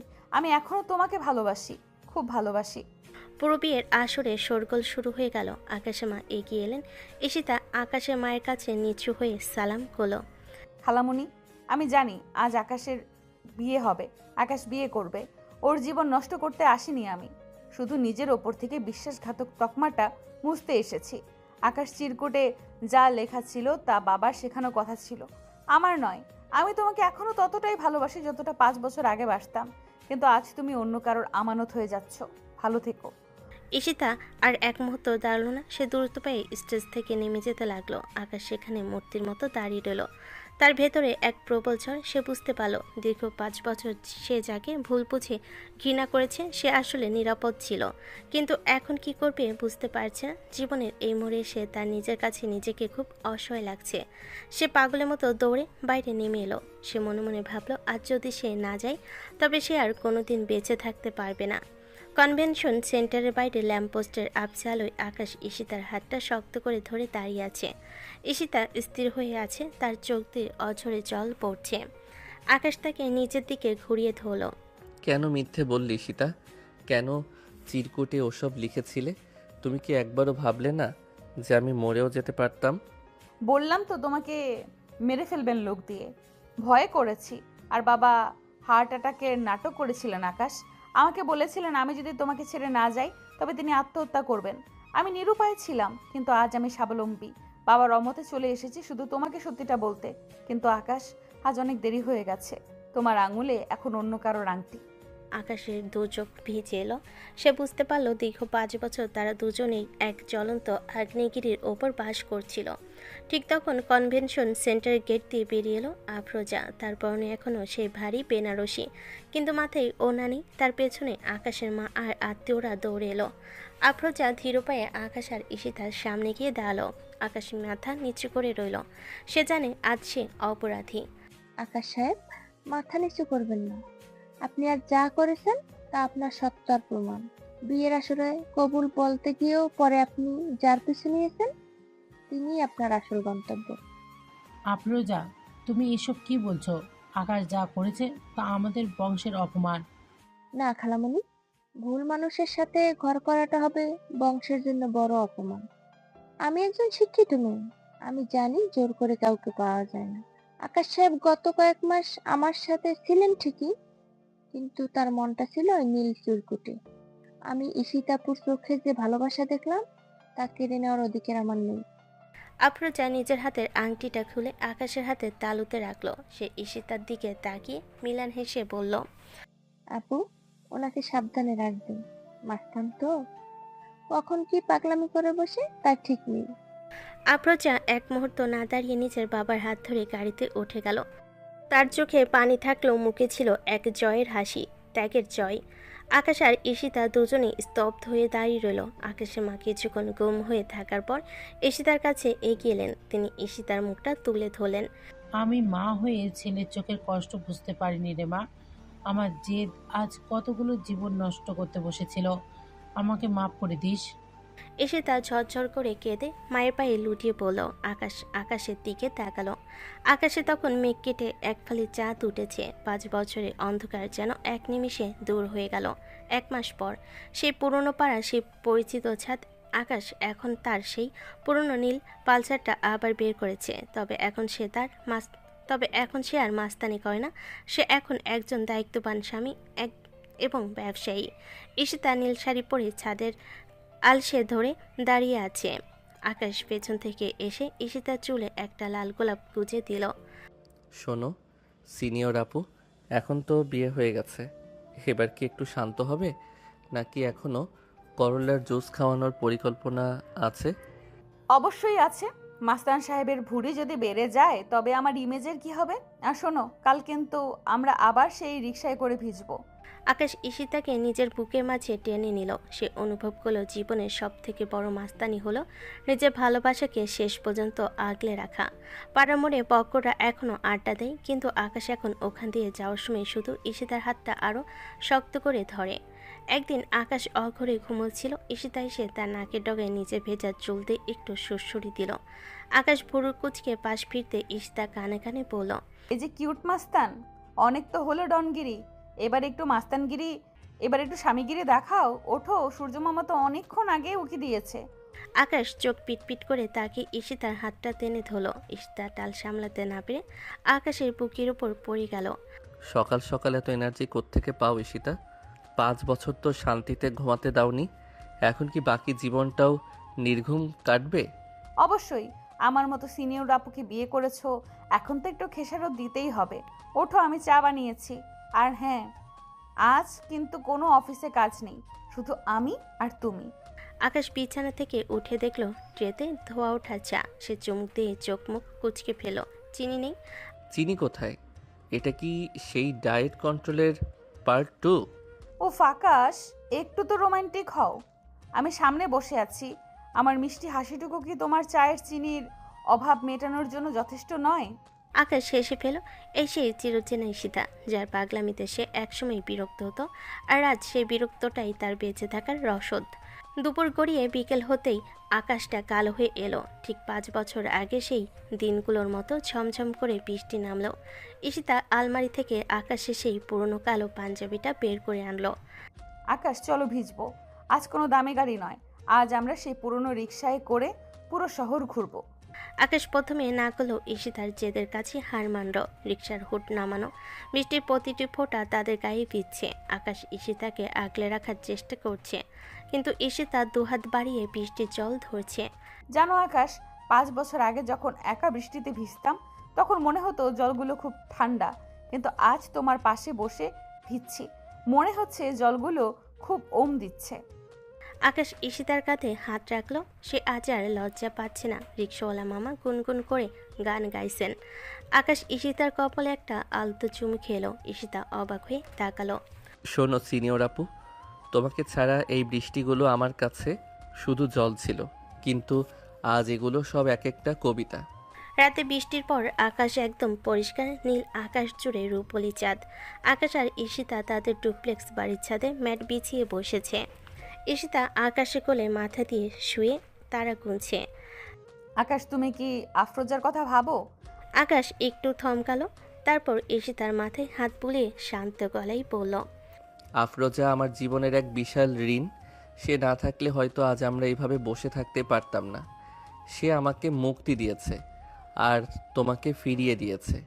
সে যেখানেই থাকুক ভালো থাকুক। ঈশিতা আকাশের হাতটা নিজের গালের সাথে ঠেকালো। আমি খুব ভাগ্যবতী আকাশ। লোকে তোমাকে মাস্তান বলে ভয় পেত, কিন্তু আমি জানতাম এই পাথরের ভেতরে একটা হিরে আছে। এই 5 বছরে তুমি কত বড় হয়ে গেছো। তোমার গাম্ভীর্য, তোমার ব্যক্তিত্ব সবই আমাকে মুগ্ধ করে। আর তোমার ওই পাগলামি, ওটা না থাকলে তো আমি আবার সেই পাথর হয়ে যাব। ঈশিতা, তুমি কখনো হারিয়ে যেও না। তোমাকে হারানোর ভয় আমার জীবনের সবচেয়ে বড় মাস্তানিকেও হার মানিয়ে দেয়। চাঁদের আলোয় ঈশিতার মুখটা আজ দেবীর মতো লাগছে। আকাশ পকেট থেকে একটা ছোট্ট মখমলে বাক্স বের করলো। ভেতরে একজোড়া নীল পাথরের কঙ্কন সে ঈশিতার হাতে পরিয়ে দিল। এই নীল রংটা তোমার খুব প্রিয় ছিল, তাই না? এই কঙ্কনগুলো পরলে মনে হবে আমার ভালোবাসা তোমার হাত দুটোকে সারা জীবন আগলে রাখছে। ঈশিতা আবেগে আপ্লুত হয়ে আকাশকে জড়িয়ে ধরল। রাতে নিস্তব্ধতায় শুধু দুজনের হৃদস্পন্দন শোনা যাচ্ছিল। পাড়ার মোড়ে হয়তো এখনো গোলমাল হয়, বক্কররা হয়তো এখনো আড্ডা দেয়, কিন্তু এই ছাদের উপর আজ কেবল ভালোবাসার রাজত্ব। আকাশ বিড়বিড় করে বলল, ভালোবাসি আমার সিনিয়র আপু। ভালোবাসি আমার কিউট মাস্তান। নীল জ্যোৎস্নার নিচে তাদের এই পুনর্মিলন যেন এক অমর কাব্যের মতো সমাপ্তি টানল। যা শুরু হয়েছিল এক অসম লড়াই আর শেষ হলো এক চিরন্তন শান্তিতে।